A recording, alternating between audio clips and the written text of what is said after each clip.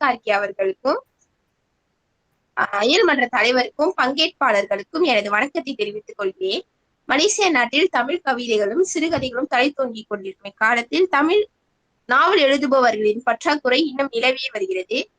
அதனால் இந்நாவல்களை எண்ணிக்கைகளை அதிகரிக்கும் முன்னெடுப்பாகவும் முயற்சியாகவும் எழுத்தாளர்களை ஊக்குவிப்பதற்காகவும் இந்த போட்டி ஏற்பாடு செய்யப்பட்டுள்ளது. இந்த போட்டிக்கான முதல் வகுப்பான இன்றும் இனி வரும் வகுப்புகளிலும் நாவல் எழுதும் உத்திகளை போதிக்கும் பயிற்றுனராக எழுத்தாளர் கரண் கார்கி அவர்கள் வழிநடத்துவார். எழுத்தாளர் கரண் கார்கி அவர்களின் அறிமுகத்தை சற்று பார்ப்போம். எழுத்தாளர் கரண் கார்கி நவீன தமிழ் இலக்கியத்தில் ஆணிவேராக திகழ்ந்து பல படைப்புகளை எழுத்துலகிற்கு பரிசளித்துக் கொண்டிருப்பவர். வாசிப்பு உலகில் தீவிரமாக இருக்கிறவர்கள் நிச்சயமாக கரண் கார்கியின் ஒரு புத்தகத்தையாவது வாசிக்காமல் இருக்க மாட்டார்கள். இவர் வட சென்னையை சேர்ந்தவர். 1967 மார்ச் 23 தமிழகத்தில் தலைநகரான சென்னையில் பிறந்தவர். பெற்றோர்கள் தாயாரின் பெயர் சகுந்தரா, தந்தை பெயர் ஜெயராமன். தந்தையார் அலுமினிய பாத்திரங்கள் தயாரிக்கும் ஆடை தொழிலாளி. இவர் இரண்டாவது மகன் கரண் கார்கி. இவரின் இயற்பெயர் தினகரன். மேக்சிம் கார்கியின் படைப்புகள் மீதான பற்றுதலால் கரண் கார்கி என்ற பெயரில் எழுதி வருகிறார். அண்ணாமலை பல்கலைக்கழகத்தில் வரலாறு முதுகலை பட்டம் பயின்றவர். 7ஆம் வகுப்பு பயிலும் காலத்திலேயே சிறுவர்கள் நூல்கள் வாசிக்கும் ஆர்வம் வளர்த்து மொழிபெயர்ப்பு இலக்கியங்கள் வாசிப்பதில் ஆர்வம் ஏற்பட்டு ஐரோப்பிய இலக்கியங்கள் அதோடு ரஷ்ய இலக்கியங்கள் மீதான தீவிர வாசிப்பு என வளர்த்து கொண்டவர். கவிதைகள் எழுத தொடங்கி கவிஞனாகும் கனவில் இருந்து நாட்களில் கலீல் கிப்ரானின் முறிந்த சிறகுகள் உரைநடை வடிவ கவிதை நூலை வாசித்த பின் கவிஞனாகும் எண்ணத்தை கைவிட்டார். அதோடு எழுதிய கவிதைகளை தீயிட்டு பொசுக்கிவிட்டு சிறுகதை எழுத முயன்று எந்த படைப்புகளும் இதழ்களில் வெளிவராததால் சலிப்புற்று நாவல்கள் எழுத தொடங்கி அவையும் தான் இதுவரை வாசித்த மொழிபெயர்ப்பு உலக தரத்தில் இல்லாததால் சில 1000 பக்கங்கள் எழுதிய அத்தனை படைப்புகளையும் கிழித்து குப்பை போட்ட பின் உண்டான தெளிவின்படி கற்பனைகளாக இல்லாமல் தன் வாழ்வையும் தன்னை சுற்றியுள்ளவர்கள் வாழ்வையும் யதார்த்தமாக எழுத முனைந்து அது ஓரளவாக சிறப்பானதாக வந்திருப்பதாக கருதிய முதல் படைப்பே அறுபடும் இழங்கு. சுருங்க கூறி 16 வயதில் எழுத ஆசை கொண்டு 28 வயதில் எழுதுவதற்கான சரியான முறையை கண்டுபிடித்து தனது 38 வயதில் முதல் நூலை வெளியீடு செய்திருக்கிறார். இதுவரை 8 நாவல்கள், ஒரு சிறுகதை தொகுப்பு எழுதியுள்ளார். அவை அறுபடும் விலங்கு, கருப்பு விதைகள், கருப்பர் நகரம், வருகிறார்கள், ஒற்றைப்பல், மரப்பாலம், சட்டைக்காரி, கருந்துவலை என்பவையாகும். திருடர்கள் கை மென்மையானவை என்பது இவரின் சிறுகதை தொகுப்பாகும். சென்னை நகரத்தின் 100 ஆண்டு கால வாழ்வியல், அதன் மொழி உழைக்கும் மக்கள் நிலை குறித்து அதிகம் பேசினாலும் தனது படைப்புகளில் ஒட்டுமொத்த மாநிலத்தின் அழகியல் வரலாற்று பண்பு குறைந்துவிடக் கூடாது என்பதில் அதிக கவனம் இருக்க வேண்டும் என கருதுபவர். கடல் கடந்து போன உழைக்கும் தமிழக மக்களின் பாடுகள், சாதிய சச்சரவுகள் குறித்தும் தென்கிழக்கு ஆசியாவில் 2ஆம் உலகப் போர் காலகட்டத்தில் தமிழர்கள் அடைந்த துன்பத்தையும் பேசும் கதாபாத்திரங்கள் இவரது நாவல்களின் சிறப்பு. அதில் மரப்பாலம் நாவல் மலாய் சிங்கப்பூர் மக்களின் பாடுகளை பற்றி பேசுகிறது. அவருடைய புத்தகங்களில் சாமானிய மக்கள் எதிர்கொள்ளும் சமூக பிரச்சனைகள் தான் முக்கிய கதை களத்தை பதிவு செய்யும் தொகுப்புகளாகவே வலம் வருகின்றது. குறிப்பாக தான் அன்பு செய்யும் இந்திய நாட்டின் முக்கிய நகரமான சென்னையின் அடையாளத்தையும் அதன் மீது கொண்டுள்ள அதீத காதலையும் தனது புத்தகத்தின் வாயிலாக வாசகர்களிடம் கொண்டு செல்கிறார் எழுத்தாளர் கரண் கார்கி. இவர் இலக்கிய நம்பிக்கை நட்சத்திரம் என்ற விருதை பெற்றுள்ளார் என்பதன் மூலம் எழுத்துலகில், அதிலும் நாவல் எழுதும் கலையில் எவ்வளவு புலமையும் நிபுணத்துவமும் பெற்றுள்ளார் என்பது நமக்கு நன்கு புலப்படுகிறது. தொடர்ந்து உரையாற்ற இயல்மன்ற தலைவர் பொன் கோகிலம் அவர்களை அழைக்கின்றனர். அமுதான தமிழே நீ வாழி, என் ஆவியிலே கலந்து நாவினிலே தவழும் அமுதான தமிழே நீ வாழி. அனைவருக்கும் வணக்கம். பானுஷா விரிவான ஒரு பதிவை கொடுத்துட்டாங்க. ஆனா அதுக்கு மீறி நான் நினைக்கிறேன், நான் ஒரு 6 பக்கத்தை எடிட் பண்ணி இன்றைக்கு பானுஷா சொல்லியிருக்காங்க. ஆரம்பத்திலே நம்ம குழுவிலையும் நிறைய ஐயாவை பத்தி போட்டிருக்கோம், பதிவு செய்திருக்கோம். அவருடைய யூடியூப்ல இருந்து உரைகளா இருக்கட்டும், அல்லது அவருடைய பதிவுகளா இருக்கட்டும், அவரை பற்றிய துணுக்குகளா இருக்கட்டும், நீங்க வாசிச்சிருப்பீங்க. குறிப்பா இன்றைக்கு எங்களுக்கு ரொம்ப மகிழ்ச்சி என்னன்னா, நாவல் அப்படின்னு சொன்ன பிறகு மலேசியாவிலுடைய நாவல் எண்ணிக்கை உங்களுக்கு தெரியும். அது அதிகரிக்கணும் அப்படிங்கிற நோக்கத்துல தான் நம்ம உப்சி பல்கலைக்கழகத்துல நம்ம இதை சொல்லியிருந்தோம். அதாவது பெண் எழுத்தாளர்களுக்கான கருத்தரங்கம் நடக்கும்போது அங்க நம்ம சொன்னது என்ன அப்படின்னா, அடுத்து நம்ம செய்ய போற நாவல் பயிலரங்கில் நிச்சயமாக நாவலின் எண்ணிக்கை அதிகரிக்கணும். அது மட்டும் இல்ல, படைப்புகள், எழுத்தாளர்கள், புதிய அறிமுகங்கள் நம்முடைய மலேசியா நாட்டுல வரணும். அதுலயும் குறிப்பாக ஆசிரியர்கள் நிறைய பேர் இணைஞ்சிருக்கீங்க. எஃப்சில இருந்தும் சரி, மலாயா பல்கலைக்கழகத்திலயும் சரி, மாணவர்கள் நெறைய பேர் இணைஞ்சிருக்கீங்க. ஆசிரியர் பயிற்சி கல்லூரியில இருந்து இணைஞ்சிருக்கீங்க. இயல்ல இணங்கி அ அ இயங்கிக் கொண்டிருக்கக்கூடிய நம்முடைய இளம் எழுத்தாளர்கள் இருக்கீங்க. ஆம், ஏற்கனவே நெறைய சிறுகதைகள், கவிதைகள் எழுதி புத்தகங்கள் வெளியிட்ட தலைச்சிறந்த எழுத்தாளர்களும் உள்ள இருக்கீங்க. இப்படி எல்லாரையுமே பார்க்கும்போது ரொம்ப மகிழ்ச்சியா இருக்கு. இது வந்து ஒரு ஒரு புதிய முயற்சி அப்படின்னு சொன்னா, எல்லாருமே ரொம்ப யோசிக்கின்ற ஒரு புரட்சியான ஒரு முயற்சினே சொல்லலாம். ஏன்னா, நமக்கு சிறுகதைக்கே எப்படி நம்ம திணறி, எப்படி நம்ம வருவோம் அப்படின்னு உங்களுக்கு தெரியும். ஆனா, நாவல் அப்படிங்கிறது ஒரு பெரிய விஷயம். இத வந்து 2 ஆண்டுகளுக்கு முன்பு வந்து நாம எழுத்தாளர் லட்சுமி சரவணகுமார வைத்து நம்ம ஒரு நாவல் பயிலரங்கம் முதலாவது செய்தோம். அதுக்கு பிறகு நம்ம பார்க்கும்போது என்ன அப்படின்னா, நமக்கான அடுத்தடுத்த கட்டங்கள் அப்படிங்கிறது நகராமலே இருந்துருச்சு. சரி அப்படின்னு சொல்லி மீண்டும் அதுக்குள்ள இறங்கணும் அப்படின்னும்போது என்னுடைய நண்பர் நினைக்கிறேன் ஒரு 20 ஆண்டு கால என்னுடைய நண்பர் பிரபா அப்படின்னு சொல்லி அவர் வந்து எங்க பொண்ணு நீ தேடிட்டு இருக்க நம்ம கையிலேயே வந்து தோழர் கரண் கார்கி இருக்காரு அவரை விட்டுட்டு நீ எப்படி நாவல் நாவல் அப்படின்னு சொன்னாலே உனக்கு அவரெல்லாம் வந்திருக்கணும் அப்படின்னு சொல்லி எனக்கு அறிமுகம் செய்து வச்சார் நம்ம தோழரை. அதுக்கு பிறகு தோழரை பற்றி நிறைய விஷயங்கள் அவர்கிட்டயும் நான் பேசினேன். அதாவது ஒரு விஷயத்த பயிற்றுவிக்கிறதுக்கு முதல்ல அவங்களுக்கு நேரம் வேணும். அதை தாண்டி நமக்கான நேரத்தையும் அவங்க செலவிடணும். அவங்க இருக்கிற இடத்திலிருந்து நம்மை நோக்கி வரும்போது ஒரு ஆசிரியர் மாணவர் இடத்துல வரும்போது, அதுக்கான அவகாசமும், அதுக்கான பக்குவமும், அதுக்கான தோழமையும் முதல்ல நம்ம வேணும். அப்படி ஐயாட்ட பேசும்போது எனக்கு நிறைய அந்த மாதிரியான விஷயங்கள், நல்ல விஷயம் செய்றீங்க, தாராளமா பண்ணலாம் அப்படின்னும்போது, அந்த ஒரு நட்பும், ஒரு தோழமையும் அந்த முதல் அ எங்களுடைய உரையாடல்லயே நிகழ்ந்தது. அதுக்கு பிறகு சிவாலினின்ட்ட நான் பேசும்போது, அ சிவாலினினுக்கு வந்து ரொம்ப பெரிய ஆச்சரியம். ஒரு சரியான ஒரு ஆள நீ கண்டுபிடிச்சிருக்க. எப்படி? அப்படிங்கிறது தான் ரொம்ப ஆச்சரியமா இருந்து, ரொம்ப மகிழ்ச்சியாவும் இருந்தது.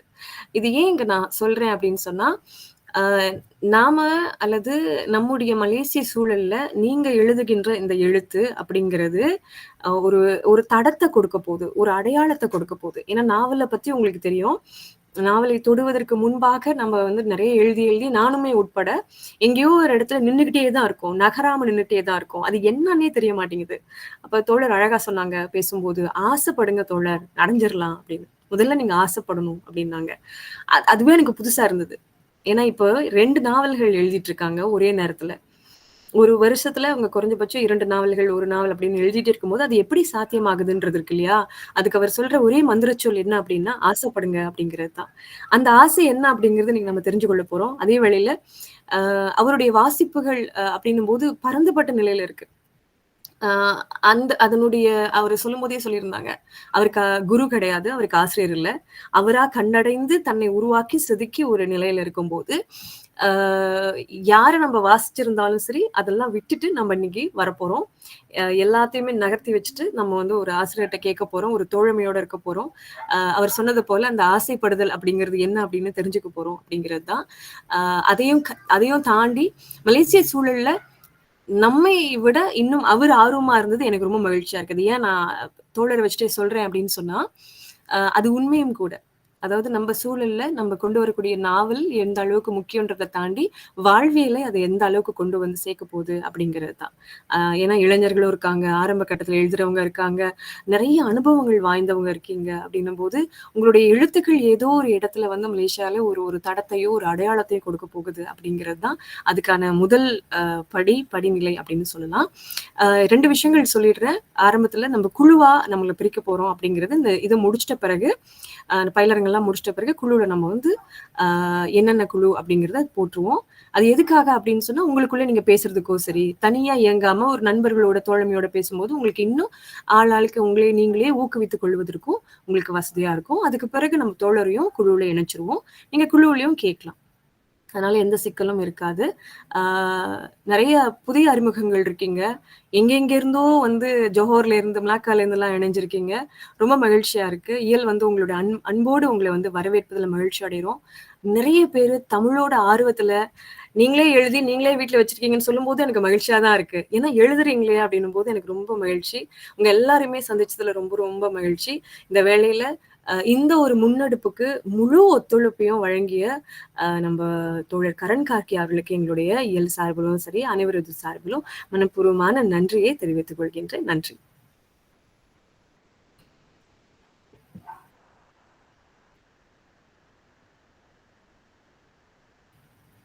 பனுஷா இருக்கியாமா? தொடர்ந்து அங்கத்தை வழி நடத்த எழுத்தாளர் கரண் கார்கி அவர்களை அழைக்கிறேன்.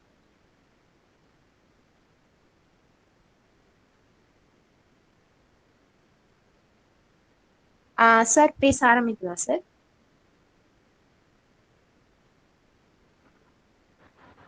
உங்க அனைவருக்கும் வணக்கம். இந்த சூழல் நான் பேசுறது உங்களுக்கு கேக்குதா? இந்த மாதிரியான ஒரு சூழல்ல இலக்கிய ஆர்வத்தோட இத்தனை பேர் சேர்ந்திருக்கிறீங்கன்றது தமிழ்நாட்டுல கூட கொஞ்சம் குறைவா தான் வருவாங்க. ஆனா ஒரு 60-50 பேருக்கு மேல ஒன்னா சேர்றது, இலக்கியம் குறித்து ஒரு மாலை வேலையில பேசணும்னு நினைக்கிறது ரொம்ப அற்புதமான விஷயம்.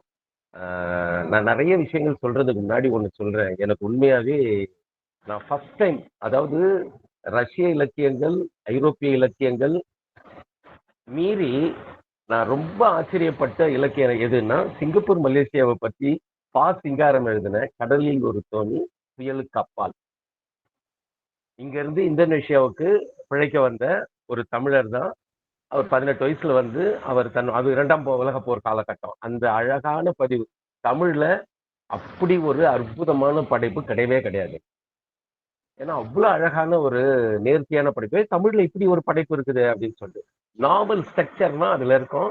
நீங்க யாராவது தயவு செஞ்சு அதை வாசிங்க. ஏன்னா அது மலேசியாவை பத்தியும், சிங்கப்பூர் பத்தியும், தாய்லாந்து பத்தியும், இந்தோனேஷியா பத்தியும், அங்க இருக்கிற தமிழர்களுடைய வாழ்க்கைய, சர்வதேச அரசியல, தமிழர்களுடைய உண்மையான அடித்தளங்கள் எல்லாம் அது பேசியிருக்கோம். ஒரு அப்பட்டமான ஒரு 2 தமிழ் நாவல்னு என்னை ஃபர்ஸ்ட் சொல்ல சொன்னாங்க. நான் வந்து கடலுக்கு அப்பால் புயலில் ஒரு தோணி சிங்காரம், அது வாசிக்கலாம். ஒண்ணு சொல்லிடுறேன். ஏன்னா மலேசியாவில இருந்து தான் அவர் அந்த இலக்கிய பண்பை பெற்றிருக்காரு. மலேசியாவில, சிங்கப்பூர்ல இருந்து அந்த பண்பை பெற்றாலும் அவர் மிகச்சிறந்த வாசகரா இருந்திருக்கார். இது இருக்கட்டும். 2வது, நான் வந்து இங்க மரப்பாலம்ன்ற நாவலை எழுதுறதுக்கு ஒரு முக்கியமான காரணமா இருந்தது மலேசிய எழுத்தாளர்கள் தான்.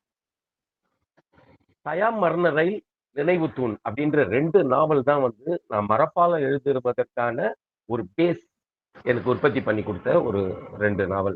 இந்த 2 விஷயமும் வந்து மலேசிய, சிங்கப்பூர் மக்களுக்கு தான் சேரும். அந்த விதத்துல உங்க எல்லாரையும் நான் சந்திக்கிறதுல, உங்களோட உரையாட போறதுல நான் ரொம்ப மகிழ்ச்சி அடைகிறேன். குறிப்பா ஒரு விஷயத்த நாம புரிஞ்சுக்கணும். என்னன்னு சொன்னா, ஒரு சிற்பம் அடிக்கிறதுக்கு, இல்ல ஒரு ஓவியம் வரைகிறதுக்கு, கட்டடக்கலைக்கு, மொழி பயிற்று எல்லாத்துக்குமே வந்து உலக அளவுல பல்கலைக்கழகங்கள் இருக்கு, எல்லாமே இருக்கு, பயிற்சி முறைகள் எல்லாமே இருக்கு. ஆனா இலக்கியம் படைப்பதில் அப்படி ஒரு பயிற்சி முறை எல்லாம் கிடையாது. தமிழ் இலக்கியம், ஆங்கில இலக்கியம், உலக மொழியில நிறைய இலக்கிய PhD வரைக்கும் போகலாம், ஆய்வு எல்லாம் பண்ணலாம். ஆனா ஆய்வு பண்ணவர்கள் அத்தனை பேரும் நாவலாசிரியர்கள் ஆவார்களா, கவிஞர்கள் ஆவார்களா, சிறுகதை ஆசிரியர்கள் கிடையாது. அந்த பட்டியல் எடுத்து பார்த்தா 2% கூட அப்படி வர முடியாது.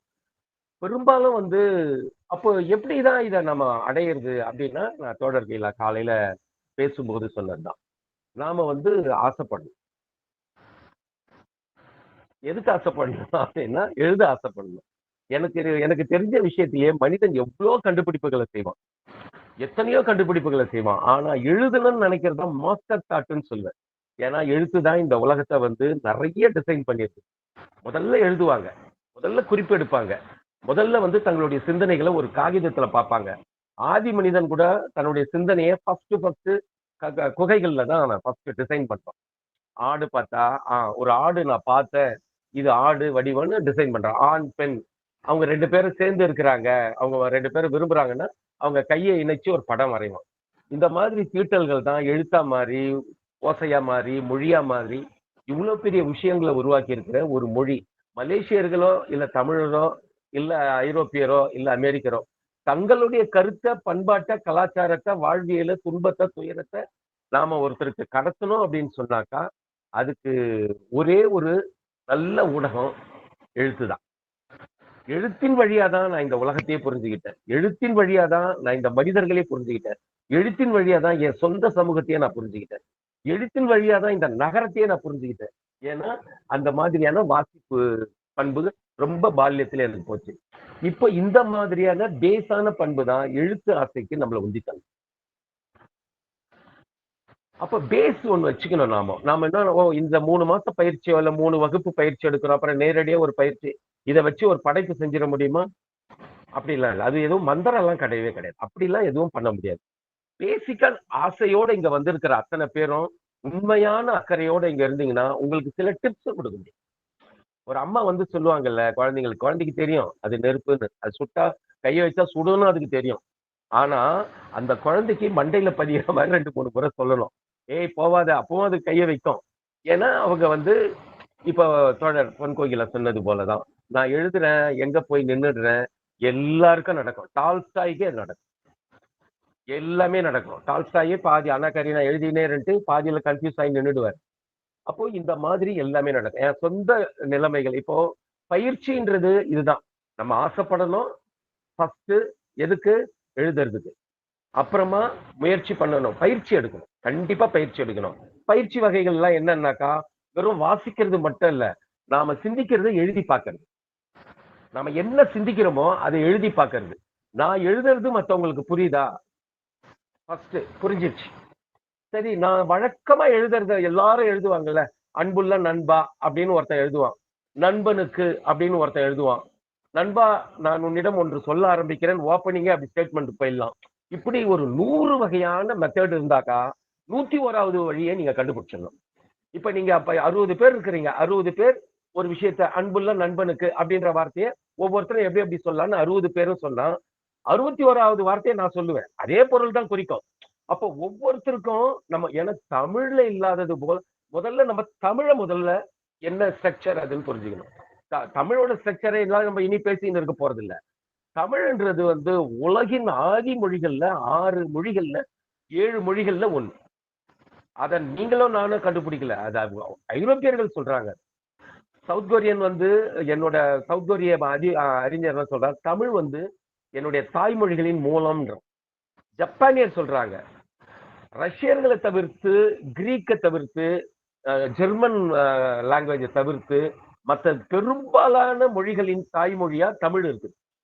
அப்போ இவ்வளோ பெரிய ஆதி மொழியை நம்ம பேச போறோம், எழுத போறோம் அப்படின்றது ஒரு மகிழ்ச்சின்றதை விடவும், அதுல நம்ம வாழ்க்கைய, நம்ம சமூகத்தை, நம்ம நாட்டை, நம்மளுடைய சுற்றுப்புறத்தை, நம்மளுடைய பண்பாடு கலாச்சாரங்கள் சேர்ந்த ஒரு அழகிய இலக்கிய படைப்பை செய்ய போறன்றது பெருமிதங்களில் பெருமிதம், வெறி கிடையாது, பெருமிதம், மகிழ்ச்சி.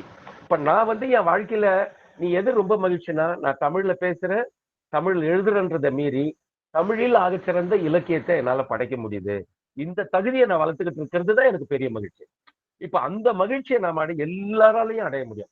ஏன்னா நமக்கு ஒரு பெண்ணுன்ற சொல்ல குறிக்கிறதுக்கு மட்டும் தமிழ்ல 60 வார்த்தைகள் இருக்குது. யானையை குறிக்கிற சொல் மட்டும் 60 வார்த்தை இருக்கு. அப்போ பண்பட்ட நான் எல்லாரும் சொல்றாங்க 4000 வருஷம் மொழி, 5000, அதெல்லாம் ரொம்ப குறைவு. பூமியில இருந்து எடுத்த பொருளை பார்த்து கார்பன் டேட்டிங் பண்ணி அப்படி சொல்றாங்க. ஆனா இது குறைந்தது 15,000 20,000 ஆண்டுகளுக்கு முற்பட்ட ஒரு மொழி. நாம இன்னும் ஆய்வு நோக்குல போக போக அதெல்லாம் கண்டுட்டோம். இப்பேற்பட்ட மொழியில நம்ம வேலை செய்ய போறோம் அப்படின்ற முதல் படிமத்தை நம்ம உள்ளத்துல வச்சுக்கிட்டு, இப்போ ஆசைப்படுறது, ஆசையை நோக்கி பயிற்சி எடுக்கிறது. பயிற்சியின் வழியே முயற்சி 100% வெற்றி. நீங்க 60 பேர் இருந்தீங்கன்னா என்னால உறுதியா சொல்ல முடியும், 40 பேர் ஓராண்டு 2 ஆண்டுல புத்தகத்தை எழுதிட முடியும். நீங்க செய்ய வேண்டியதெல்லாம் ஃபர்ஸ்ட் நோட்டை போட்டு எழுத ஆரம்பிச்சிடுறது.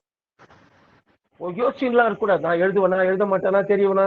எனக்கு சொந்த எக்ஸ்பீரியன்ஸா நான் பேசுறேன். நான் முதல்ல பேஸ்லாம் சொல்லிடுறேன்.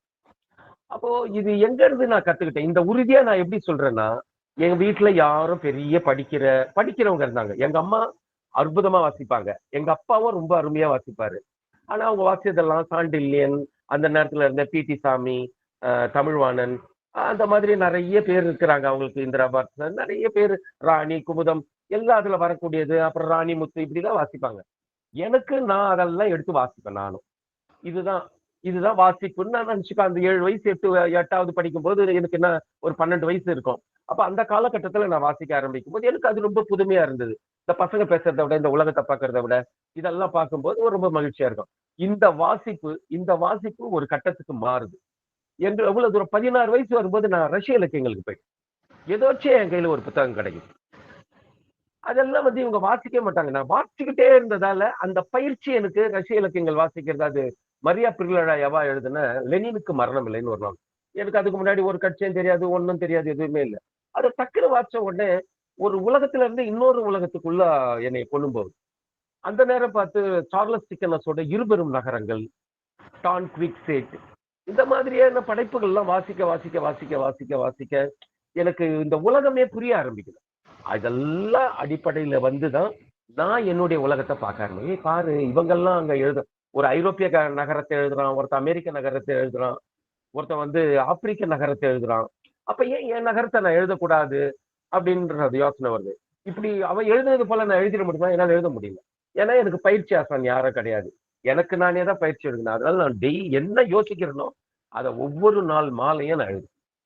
1 மணி நேரம் செலவழிப்பேன். 4 மணி நேரம் புத்தகம் வாசிக்கிறேன்னா 1 மணி நேரம் நான் கண்டிப்பா எழுதுவேன். அது நோக்கமற்று எழுதுவேன் நான். அப்படி எழுதும் போது ஆட்டோமேட்டிக்கா என்ன ஆயிடுச்சுன்னா நான் கவிதைகள் எழுத ஆரம்பிக்கிறேன். அதெல்லாம் கவிதைகளா எனக்கு தெரியாது. அப்புறம் அந்த கவிதைகள் எல்லாம் வந்து எல்லாருக்கும் பிடிக்கும். இப்ப நம்ம ஒரு விஷயம் எழுதுறோம்னா மத்தவங்களுக்கு பிடிக்கும் எப்போதுமே. இவன் ஏதோ எழுதுறான் அப்படின்னு சொல்லிட்டு, எனக்கு நான் ஒரு பொண்ணை லவ் பண்றேன், எனக்கு ஒரு கவிதை எழுத்தா சொல்லி கேட்போம். நான் உடனே எழுதிடுவேன். அது அவருக்கு பிடிச்சி அது கவிதைன்னு அவர் நினைச்சுக்குவாரு. எனக்கு அது ஒரு அங்கீகாரமா இருக்கும். ஆனா அது கவிதையான்னு நான் தான் கண்டுபிடிச்சேன். ஏன்னா என்னட்ட கவிதை கேட்டவன் ஆசிரியர் கிடையாது. அவன் தேவைக்கு ஒண்ணு கேட்டா அது ஒரு வார்த்தையை மொழியாக்கும் போது அதுல ஒரு சுவாரஸ்யம் இருக்கும். எப்போதுமே ஒரு நம்ம கடிதம் படிக்கும் போதே ஒரு சுவாரஸ்யம் இருக்கும். அது எவ்வளவு சிறப்பா எழுதுனாங்கன்றது கிடையாது, எழுதுறதே ஒரு சுவாரஸ்யம். நீங்க அதை எழுத எழுத எழுத எழுத எழுத எனக்கு பசங்க சொல்ல சொல்ல நான் வேற இடத்துக்கு போறேன். வேற இடத்துக்கு போகும்போது இதெல்லாம் நான் வாசிக்கிட்டே இருக்கிறேன். திடீர்னு நான் ஒரு முறை சார்லஸ் டிக்கன்ஸோட இருபெரும் நகரங்கள் விட்டுருங்க, உலகை குலுக்கிய 10 நாட்கள் சொல்லிட்டு ஒரு புத்தகம் ஜான் ரீட் எழுது. அதை வாசிச்ச உடனே என்னடா இது இப்ப வாசிக்கிறேன், திரும்ப திரும்ப வாசிக்கிறேன். என்ன இது நம்ம ஏதோ எழுதிக்கின்னு இருக்கிறோம். ஆனா இது அப்பெல்லாம் நான் புத்தகமா போடல. என்ன உலகத்துக்கு ஒருத்தருக்கும் தெரியாது. எனக்கு நானே பயிற்சி எடுக்கிற காலம் அது. அப்ப அந்த காலத்துல வந்து நான் இதை ஆனா ஒப்பிட்டு பார்ப்பேன். இந்த புத்தகங்கள்லாம் எப்படி இருக்குது, ஏன் இந்த புத்தகம்லாம் நான் எழுதுறதெல்லாம் எப்படி இருக்குது, ஏன் இதுல எப்ப பாரு மந்திரவாதி, சூனியக்கிழமை, சூனியக்காரி, ஒரு மோதல், எப்ப பாரு லவ் பண்ண பொண்ணு பையன் சந்திச்சா லவ் பண்றதே தான் இருக்கணுமா, அம்மானா எப்பவுமே சிடு சிடுன்னு இருக்கணுமா, அப்பானா கண்டிப்பா இருக்கணுமா, ஏன் இங்க வாழ்க்கையே வேற மாதிரி இருக்குது, எப்படி இதெல்லாம் அப்படின்னு சொல்லி பார்க்கும்போது எனக்குள்ள சப்கான்சியஸ் வந்து டெவலப் ஆகினே வருது. புறம் இதுல வந்து எரிச்சலா இருக்கு. நான் எழுதுறதெல்லாம் சரியில்லை, என்ன நானே வந்து ஜட்ஜ் பண்ணிக்கிட்டே இருந்தேன். இதெல்லாம் நீ செய்யறதெல்லாம் சரி கிடையாது. அப்ப எதுதான் சரி அப்படின்னு சொல்லிட்டு எனக்குள்ள யோசனை வந்துகிட்டே இருக்கும். ஆனா என் நண்பர்கள் கையில ஓயாம சொல்லிக்கிட்டே இருப்பேன், நான் எழுதுறவன், எழுத போறேன், வாழ்க்கையின் லட்சியமா நான் எழுதுறதுதான் இருக்குன்னா எல்லாரும் எனக்கு கிண்டல் அடிப்பாங்க. ஆமா, இருக்கிற வேலையெல்லாம் விட்டு இவர் எழுதுறாங்க, 1000 பேர் எழுதுறாங்க, அதுல இவன் எழுதுறத கேட்கறாங்களா அப்படின்னு சொல்லி இளங்கலை மாணவர்கள் அப்ப என் நண்பர்கள் அப்ப அவங்க சொல்லிக்கிட்டே இருப்பாங்க. ஆனா நான் ஒண்ணு பிடிவாதமா செஞ்சேன். ஒரு நாள நான் நூலகத்துக்கு போறதுக்கு நிறுத்த மாட்டேன். என் வீட்டுல இப்ப கொஞ்சம் புத்தகங்கள் இருக்குது, அங்கங்க கொஞ்சம் கொஞ்சம் புத்தகங்கள் என்னுடைய அலமாரியில வைக்கிற அளவுக்கு எனக்கு சோர்ஸ் இருக்கு. முன்னா நான் அந்த பெரிய காசு இருக்காது, அதனால லைப்ரரிக்கு போவேன். லைப்ரரி லைப்ரரி லைப்ரரி அந்த லைப்ரரி கூட நான் போனா முக்கியமா வாசிக்கிறது. எனக்கு இந்த ஒரு விஷயத்தை நிறுத்திட்டு நான் ஒரு இடத்துக்கு போறேன். என்னன்னா ஃபர்ஸ்ட் நமக்கு எது வரும்னு தீர்மானிக்கும். எழுது எழுது எழுது வாசி வாசின்றதெல்லாம் கிடையாது. எனக்கு எது வரும் அப்படின்னு நான் ஃபர்ஸ்ட் தீர்மானிக்கிறேன். எனக்கு எது வரும்னு எனக்கு தீர்மானிக்க தெரியாது. ஒரு குழந்தைக்கு வந்து என்ன தெரியும்னாக்கா, அம்மா வண்டியே விளையாடணும், அப்பா வண்டியே விளையாடணும், அந்த பொண்ணு கூட விளையாடணும், இந்த பையன் கூட விளையாடணும், நண்பர் கூட விளையாடணும். எனக்கு யாரோ ஒருத்தர் நெருக்கமா பிடிக்கும், இவங்க கூட பேசினாதான் எனக்கு ரொம்ப கனெக்டடா இருக்குது. அது மாதிரி படைக்கிறதுல கூட நான் வந்து கட்டுரை எழுத போறேன்னா, நான் சிறுகதையில எனக்கு ஆசையா இருக்கா, கவிதை படிமா எனக்கு நல்லா வருதா, அப்போ ஒரு நாவல் எனக்கு நான் ஒரு பெரிய கேன்வாஸ்ல எதுன்னு நம்ம கண்டுபிடிக்கணும். ஃபர்ஸ்ட் நம்ம கண்டடையணும். மஸ்ட். நீங்க அது செய்யாம எதுலையுமே நீங்க ஒரு மாஸ்டர் ஆகவே முடியாது. எழுதணும்னு நினைக்கிறதே மாஸ்டர் தாட். அந்த மாஸ்டர் தாட் உண்மையாவே மாஸ்டரைஸா இருக்கணும்னு சொன்னாக்கா நீங்க என்னவா இருக்க போறீங்க. நீங்க ஒரு நாவல் ஆசிரியனா, சிறுகதை ஆசிரியனா, கவிஞனா, இல்ல கட்டுரையாளனா என்றத நீங்க தீர்மானிக்கணும். எழுதலன்னு வந்துட்டீங்க, ஆனா எல்லாத்துக்கும் ஒரு விதமான படிமை இருக்குது, எல்லாத்துக்கும் ஒரு விதமான மனநிலை இருக்குது. நாவல் வந்து மிக தாங்கும் சக்தி வேணும். எவ்வளவு புரட்டி போட்டா கூட. ஏன்னா நாவல் எழுதும் போது அதான் நான் சொல்லுவேன், நாவல் வந்து கடல்ல முத்தெடுக்கிற மாதிரி எல்லாம் கிடையாது, ஆழ்கடல்ல போய் முத்தெடுக்கிற மாதிரி. கடல்ல ஒரு குறிப்பிட்ட தூரத்துக்கு போய் தான் சிக்கி எடுப்பாங்க. அந்த முத்து எடுக்கிறவங்களுக்கு இடுப்புல ஒரு கயிறு கட்டிடுவாங்க. அந்த கயிறை வந்து தான் சொந்த உறவினர்கள் கையில தான் கொடுப்பாங்க. ஏன்னா இவங்க ஒரு சின்ன அசைவு கொடுத்தா ஐயோ நம்ம மாமா உள்ள இருக்கிறான்ட்டு மைத்துனை தூக்கிடுவான். அதுதான் வழக்கம். அதுவாவது கரையில இருக்குது. ஆனா நாவல் எழுதுறதுன்றது ஆழ்கடல்ல முத்து எடுக்கிறது போல. உங்களுக்கு துணைக்கு யாருமே இருக்க மாட்டாங்க. மூச்சு முட்டி நிப்பீங்க. அப்ப நீங்களே மேல வரணும். மேல வந்தா பயப்படவே கூடாது. கவலையே படக்கூடாது. நல்லா ஆழ்ந்து மூச்சு இழுத்துக்கிட்டு உங்களுக்கு நீச்சல் தெரிஞ்சதாலதான் நீங்க ஆழத்துக்கு போயிருக்கிறீங்க. முத்து எடுக்கணுன்றதுக்காக தான் கடலுக்குள்ளேயே போயிருக்கிறீங்க. முத்து நடுக்கடல்ல தான் கிடைக்கணும் உங்களுக்கு தெரியும்.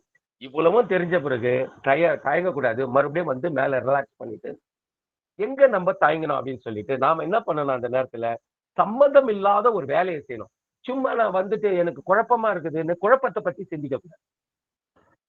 குழப்பத்தை பத்தி சிந்திச்சுட்டு இருந்தோம்னாக்கா மறுபடியும் நம்ம ஆழ்கடலுக்கு தான் போய் மூச்சு திணற ஆரம்பிப்போம். எதை பத்தியே சிந்திக்க எதுக்காக நம்ம மூச்சு திணறணும் அப்படின்னு மேல நல்லா மூச்சு எடுத்துக்கிட்டு மேல வந்து சுத்தி முத்தி பார்க்கணும். இல்லைன்னா அந்த வேலையை அப்படியே விட்டுருணும். விட்டுட்டு நம்ம வேற வேலையை செய்யணும். என்ன வேலை செய்யலாம்? அதுக்கு சம்பந்தம் இல்லாத ஒரு புத்தகத்தை படிக்கலாம். புத்திசாலித்தனமா இருந்தா. நான் மயிலை பத்தி எழுதுறேன்னா மயிலை பத்தியே புக்கு படிக்க கூடாது. மயிலை பற்றி எழுதுகிறேன். குயிலை பற்றி எழுதுறேன்னா குயிலை பற்றிய புத்தகம் படிக்கக்கூடாது. அது கெட்ட பழக்கம். ஏன்னா நீங்க எதையாவது ஒண்ணு படிக்கணும். ஏற்கனவே நான் ஏன் இதை சொல்றேன்னா நீங்க குயிலை பத்தி ஏற்கனவே தீர்மானிச்சுட்டு தான் நீங்க புக் எடுத்திருக்கணும். குயில் பாடுமா, ஆடுமா, ஓடுமா, கருப்பு நிறமா, சிவப்பு நிறமா, அது என்ன பண்ணும், மேஜிக் எல்லாம் பண்ணலாம் நீங்க. ஆனா அதனுடைய வழிமுறையில இருந்து மாறவே கூடாது. மற்ற மேஜிக் எல்லாம் பண்ணலாம். திடீர்னு அது மைக்கேல் ஜாக்சன் மாதிரி குயிலியா முன்னாடி ஆடின்னு வந்தது, வாசகன் மிரண்டெல்லாம் போயிட மாட்டான், ரசிப்பான். ஆனா அப்போ அது மாதிரி அப்போ அந்த குயிலை பற்றி உங்களுக்கு தெரியும். அப்போ எங்கேயோ ஒரு இடத்துல சிணுங்குறீங்கன்னா குயிலையே படிச்சா அங்க படிச்சதே உள்ள வந்துடும். ஏன்னா ஏற்கனவே சோர்வுல இருக்கிறீங்க. படிச்சது அதனால நீங்க வேற ஒரு புலியை போய் படிக்கணும். புலியை போய் படிப்ப இது டிராவல் ஆயிடும். நான் அதுக்கு ஒரு உதாரணம் கொஞ்சம் நேரம் கழிச்சு சொல்றேன். ஒரே ஒரு நாவலோட உதாரணம் மட்டும் உங்களுக்கு இன்னைக்கு சொல்றேன். எனக்கு அந்த மாதிரி நிகழ்ந்தது. இப்ப இந்த மாதிரி நீங்க வந்து முதல்ல என்னன்னா எழுதுறவங்க ஒரே ஒரு விஷயம் செய்யும். திங்கக்கிழமை வந்து எழுதுறத பத்தி ஆசைப்பட்டுட்டு செவ்வாய் புதன் வேழன் எல்லாம் விட்டுட்டு மறுபடியும் அடுத்த திங்கக்கிழமை வந்து நான் எழுதணும் அப்படின்னு நினைக்கிறது. நீங்க எழுதணும்னு நினைச்சீங்கன்னா அதுவும் குறிப்பா நாவல் எழுதணும்னு நினைச்சீங்கன்னா ஓயாத சிந்தனை. எதுக்குன்னு எந்த நேரமும் அப்படி தெரிஞ்சுன்னு இல்லை. மைண்ட்ல நான் எழுதுறேன். சரி இந்த கேரக்டர் எப்படி பண்ணிட்டோம், இந்த கேரக்டர் பத்தி திடீர்னு பார்ப்பேன். ரோட்ல யாரோ ஒரு குப்பை பொறுக்கிட்டு ஒரு பையன் வருவான். அவனை பார்த்த உடனே இந்த கேரக்டர் இது ஏதோ ஒண்ணு தோணுது, ஏன் அதை நம்ம மிஸ் பண்றோம் அப்படி சடக்குன்னு அந்த பிரேமை அப்படி பிக்ஸ் பண்ணி வச்சுக்கணும். இது அவனை ஏன் நம்ம இதுல பயன்படுத்தக்கூடாது அப்படி பார்க்கலாம். நாவல்ன்றது ஒரு பெரிய கேன்வாஸ் மாதிரி. அதுல நீங்க விதவிதமான ஒரு காதல் எழுதலாம், ஓவியம் தீட்டலாம், இசைக்கலாம், கவிதை பாடலாம், காதல் வேணான்னு வெறுத்து துரத்தி விட்டுடலாம், உங்களை அது துரத்தி விட்டுடலாம், என்ன ஒண்ணா நடக்கலாம். ஆனா அதனுடைய முதுகெலும்பை வந்து நீங்க ஸ்ட்ரக்சர் வச்சிருப்பீங்க. இப்ப நான் உங்களுக்கு ஒண்ணு சொல்றேன். ஒற்றைப்பல்னு ஒரு நாவல். அந்த நாவல் நான் வந்து என்னோட உள்ளத்துல இருந்த ஒரு அது கூட கருப்பர் நகரத்தை கருப்பர் நகரத்தை சொல்றதுக்கு முன்னாடி நான் என்னோட இன்னொரு அனுபவத்தை நான் உங்களுக்கு சொல்லணும். நான் வந்து கவிஞனா இருந்தேன் இல்லையா, அப்படி சொல்லலாம் தானே. உங்களுக்கு தாவி போனா உங்களுக்கு ஒன்றும் கன்ஃபியூஸ்ல இல்லை. நான் சொல்றேன் ஏன்னா உங்களுக்கு புரியணுன்றதுக்காக சொல்றேன். நான் ஃபர்ஸ்ட்ல வந்து எழுதணும்னு ஆசைப்படுறேன். எப்போ 16 வயசுல ஆசைப்படுறேன். எழுதிக்கிட்டே எழுதுறேன்.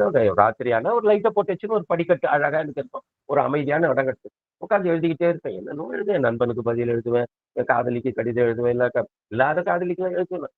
இஷ்டம் போல அந்த கவிதையெல்லாம் சொன்ன காமெடியா எழுதுவேன். அப்புறம் எழுதுவேன். அதுக்கு ஒரு இது படம் வரைவேன், இதை பண்ணுவேன். அப்புறம் ஒரு சின்ன சிறுகதை வரைவேன். எல்லாமே ஒண்ணுமே குப்பை எல்லாம் வேஸ்ட். ஆனா நான் எழுதிக்கிட்டே இருப்பேன். போய் எழுதுவேன், வாசிப்பேன். இப்படியே நாட்கள் ஓடிக்கிட்டே இருக்குது. அப்புறம் ஒரு கட்டத்துல என்ன ஆயிடுச்சுனாக்கா நான் உண்மையான ஒரு நல்ல கவிதையை வாசித்தேன். கலீல் கிப்ரானோட முறிந்த காதல் பறவையின் முறிந்த சிறகுகள். அதை வாசிச்ச உடனே எனக்கு என்னடா கவிதை இது, நான் எதுக்கு தேவையில்லாம 100 கணக்குல பக்கம் பக்கமா எழுதி கிழிக்கிறேன். யாரோ ஒருத்தன் நல்லா இருக்குதுன்னு சொல்லிட்டான், யாரோ ஒருத்தி நல்லா இருக்குதுன்னு சொல்லிட்டான், அதுதான் உன் வாழ்க்கையை வீண் பண்ற. அவன் எழுதுறான் பாரு, ஏய் செல்மா கராமி, என் செல்மா கராமி அமைதியாக உறங்கி கொண்டிருக்கிறார், சற்று அமைதியாக நடந்து செல்லுங்கள். என் லெபனான் தேசத்து இளைஞர்களே, உங்களுடன் பணிவன்புடன் கேட்டுக்கொள்கிறேன். உங்கள் காலடி தடம்பட்டு எழுப்பும் சருகுகளின் மொழியில் அவள் எழுந்து கொள்ளப்படும். அந்த அம்மா செத்து போனமா போய் வச்சுக்கிறான். எழுந்து கொள்ளும். சற்று மெதுவாக நடந்து செல்லுங்கள். அதுவே நீங்கள் அவளுக்கு செலுத்தும் அஞ்சலியாக. மனப்பாடமே ஆகாத மண்டை நான். எனக்கு அவ்வளவு கியூட்டா அது புரிஞ்சுச்சே இல்லையா அது கம்ப்ளீட்டா வாட்சினே இப்போ கடைசியா முடிப்பான் அவன். அந்த அம்மாவை பழிச்சிருவாங்க, கர்ப்பிணியான அம்மா, அந்த காதலி கராமி, செல்மா கராமி பழிச்சிருவாங்க.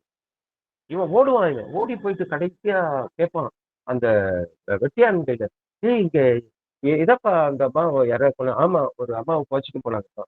அப்ப அவன் நிறுத்தி சொல்லுவான், நீ ஒரு ஒரு பெண்ணை புதைக்கல, 2 இதயங்களை புதைச்சாரு. முடிப்பான். நான் சொல்றது உங்களுக்கு தட்டையா இருக்கும், ஆனா நீங்க அந்த முழு கதையும் படிச்சுட்டு வரும்போது என்னடா ஒரு வார்த்தை கவிதையே இல்லை, உரைநடை கவிதை. அப்ப நான் பார்த்தேன், நான் லாய் கட்டுறவன், நான் வந்து எழுதுறவன், ஆனா இந்த கவிதை பாசாங்கெல்லாம் நான் இனி பண்ணக்கூடாதுன்னு முடிவு. அழகான ஒரு மார்கழி மாசத்துல நல்லா கீழ்ச்சி போட்டு நல்லா குளிர் காய்ச்சிட்டு நான் நாளைக்கு சிறுகதை எழுத போறேன்னு முடிவு. அதுதான் எழுதுற, மறுபடியும் சிறுகதைகளா எழுதி தள்ளுற, எழுதி ஆனந்த விகடன் குமுதம், இதான் வேலை எனக்கு. உலகத்துமே எனக்காக தான் எழுதுறது, நான் தான் ஒருத்தன் தான் எழுதுறேன் கனவு. பெரிய அதாவது நான் என்ன மக்சிம் கார்கி மாதிரி வரணும் அப்படின்றத யார், உலகின் 10 எழுத்தாளர்கள்ல ஒருத்தனா கரண் கார்கி இருக்கணும் அப்படின்னு பேருங்களா கண்டுபிடிச்சேன். அப்பா அம்மா பேர்லாம் தூக்கி போட்டேன், நானா பேர் இருக்குது கனவு. ஏன் சொல்றேன்னா, உங்களுக்கு 365 நாளும் நீ எழுதணும் வாசிக்கணும் எதை பண்ண, ஆனா மனம் செப்பாமாவாத வரைக்கும் நீங்க எதை பண்ணணும்னு உங்களுக்கு தெரியவே தெரியும். ஒருவேளை சிலருக்கு ஓப்பனிங்லேயே தெரிஞ்சிடலாம், அந்த மேஜிக் நடந்துடலாம், தெரியாது. நான் தம்பி எனக்கு தெரியல, நான் பார்த்து போறேன், சிறுகதை எழுதுறேன், எதுவுமே வரல. ஒரு கார்டு ஒண்ணு வரும், நீங்கள் மிக சிறப்பாக எழுதுகிறீர்கள், ஆனால் இந்த சிறுகதையை வெளியிட முடியாது, தொடர்ந்து எழுதுங்கள், வாழ்த்துக்கள், நன்றி. அந்த கார்டே 6 மாசம் அது வர்றது. அதை வாங்கி அழகா ஏதோ கேடைய மாதிரி வாங்கி வச்சுக்கலாம் வீட்டுல. அதே போயிட்டே இருந்தது, எல்லாம் போய் கரெக்டா ஒரு 10 வருஷத்தை ஓட்டிட்டேன். கரெக்டா எனக்கு ஒரு 28 வயசு வந்துச்சு. ஐயோ நாளைக்கே செத்து போயிட்டு போடுறது, 10 வருஷம் ஏமாத்திட்டோம் வீட்டுலாம். எப்ப பாரு லைப்ரரிக்கு போறோம், பசங்க கையில எல்லாம் ஒரே எல்லாம் அவன் எல்லாம் லவ் பண்றான், வேலைக்கெல்லாம் போயிட்டான், படிப்பெல்லாம் முடிச்சான், நீ சுத்தின்னு இருக்கிறமே. அவன் எல்லாம் சொல்லுவானுங்க, நீ மச்சான் நீ எப்பவுமே ரஷ்யன் நாவல் அது இதுன்னு படிச்சு மொழிபெயர்னா பைத்தியம் ஆயிடுவானுங்க. உங்களை பைத்தியம் ஆகிடுவானுங்க, இது என்னன்னே புரியலையே அப்படின்னு சொல்லிட்டு நான் என்ன பண்றதுன்னே தெரியாத ஒரு துயரத்துல இருக்கும்போதுதான் ஒரு கட்டத்துல எனக்கு ஒரு புக்கு கிடைச்சது. அங்க அந்த ஒரு அற்புதமான வழிகாட்டி புக்குங்க. அது வந்து அலெக்சாண்டர் குப்ரினோட மலோக்னு ஒரு ரஷ்யன் நாவல். அதை வாட்ச உடனே தான் அதுல ஒரு சென்டென்ஸ் வரும். அந்த சென்டென்ஸ் என்னன்னாக்கா, நாங்கள் இந்த உலகை இரும்பு பட்டையால் இணைத்து விட்டோம், அந்த இரும்பு பட்டையின் வழியே எங்கள் கல்லாவுக்கு பணம் வந்து குவிந்து கொண்டே இருக்கும் அப்படின்ட்டு அந்த பெசிமர் உலையோட முதலாளி சொல்லும். அந்த இரும்பு பட்டை என்னன்னா ரயில் தண்டவாளம், வியாபாரம். அதுல ரயில் பட்டி போய் உலகம் முழுக்க வியாபாரம் பண்ணி அவங்க கல்லா பெட்டி காசு சேர்க்கும். இந்த சின்ன புரியுது. அந்த நாவல் தான் என்ன வந்து என் வீட்டுக்கு வெளியில வந்து என் வீட்டுக்கு முன்னாடி இருந்த அனல் மின் நிலையத்தை நான் பார்த்தேன். அப்ப அனல் மின் நிலையம் பார்த்தா எனக்கு ஒரு விஷயம் புரிய ஆரம்பிச்சு. ஆமா, இங்க ஒரு அனல் மின் நிலையம் இருக்குதுன்னு தான் நான் நினைச்சேன். ஆனா இந்த அனல் மின் நிலையம் என்னுடைய வாழ்வின் சாராம்சத்தை மொத்தத்தையும் உரியுது. ஆனா என் வீட்டுக்கு இன்னைக்கு வரைக்கும் அது பல்பு தரல. அப்ப இந்த மின்சாரம் எல்லாம் எங்க போகுது, யாருக்கு போகுது? இங்க வேலை செய்யறவங்க எல்லாமே இங்க இருந்து தானே போறாங்க. அப்போ அந்த சாம்பல் என் மேல படியுது, அந்த சந்து, அந்த ஆலையோட ஓசையில நான் என் உறவினர்கள் பேச முடியல, என்னால படிக்க முடியல. இவ்வளவு சச்சரவியா அந்த ஒரு நாவல் எனக்கு ஓபன் பண்ணி. அதுக்கு முன்னாடி எவ்வளோ நாவல்கள் இருந்தது. அந்த நாவல் தான் என் வாழ்க்கைய, என்ன சுற்றத்தை, என்னுடைய துயரத்தை, என்னுடைய வாழ்க்கைய, என்னுடைய பெற்றோரோட கடினமான சூழல்கள், நான் என்ன மாதிரி சூழல்ல வாழ்ந்துட்டு இருக்கிறேன், இது எல்லாமே ஏற்கனவே ஒரு நூற்றுக்கணக்கான வாசிச்ச நாவல்களுடைய படிவம் எல்லாம் ஏற்கனவே உள்ள இருக்குதுல்ல. இந்த நாவல் போய் எல்லாத்தையும் உசுப்பி கேரக்டருங்களா ஆட விட்டு.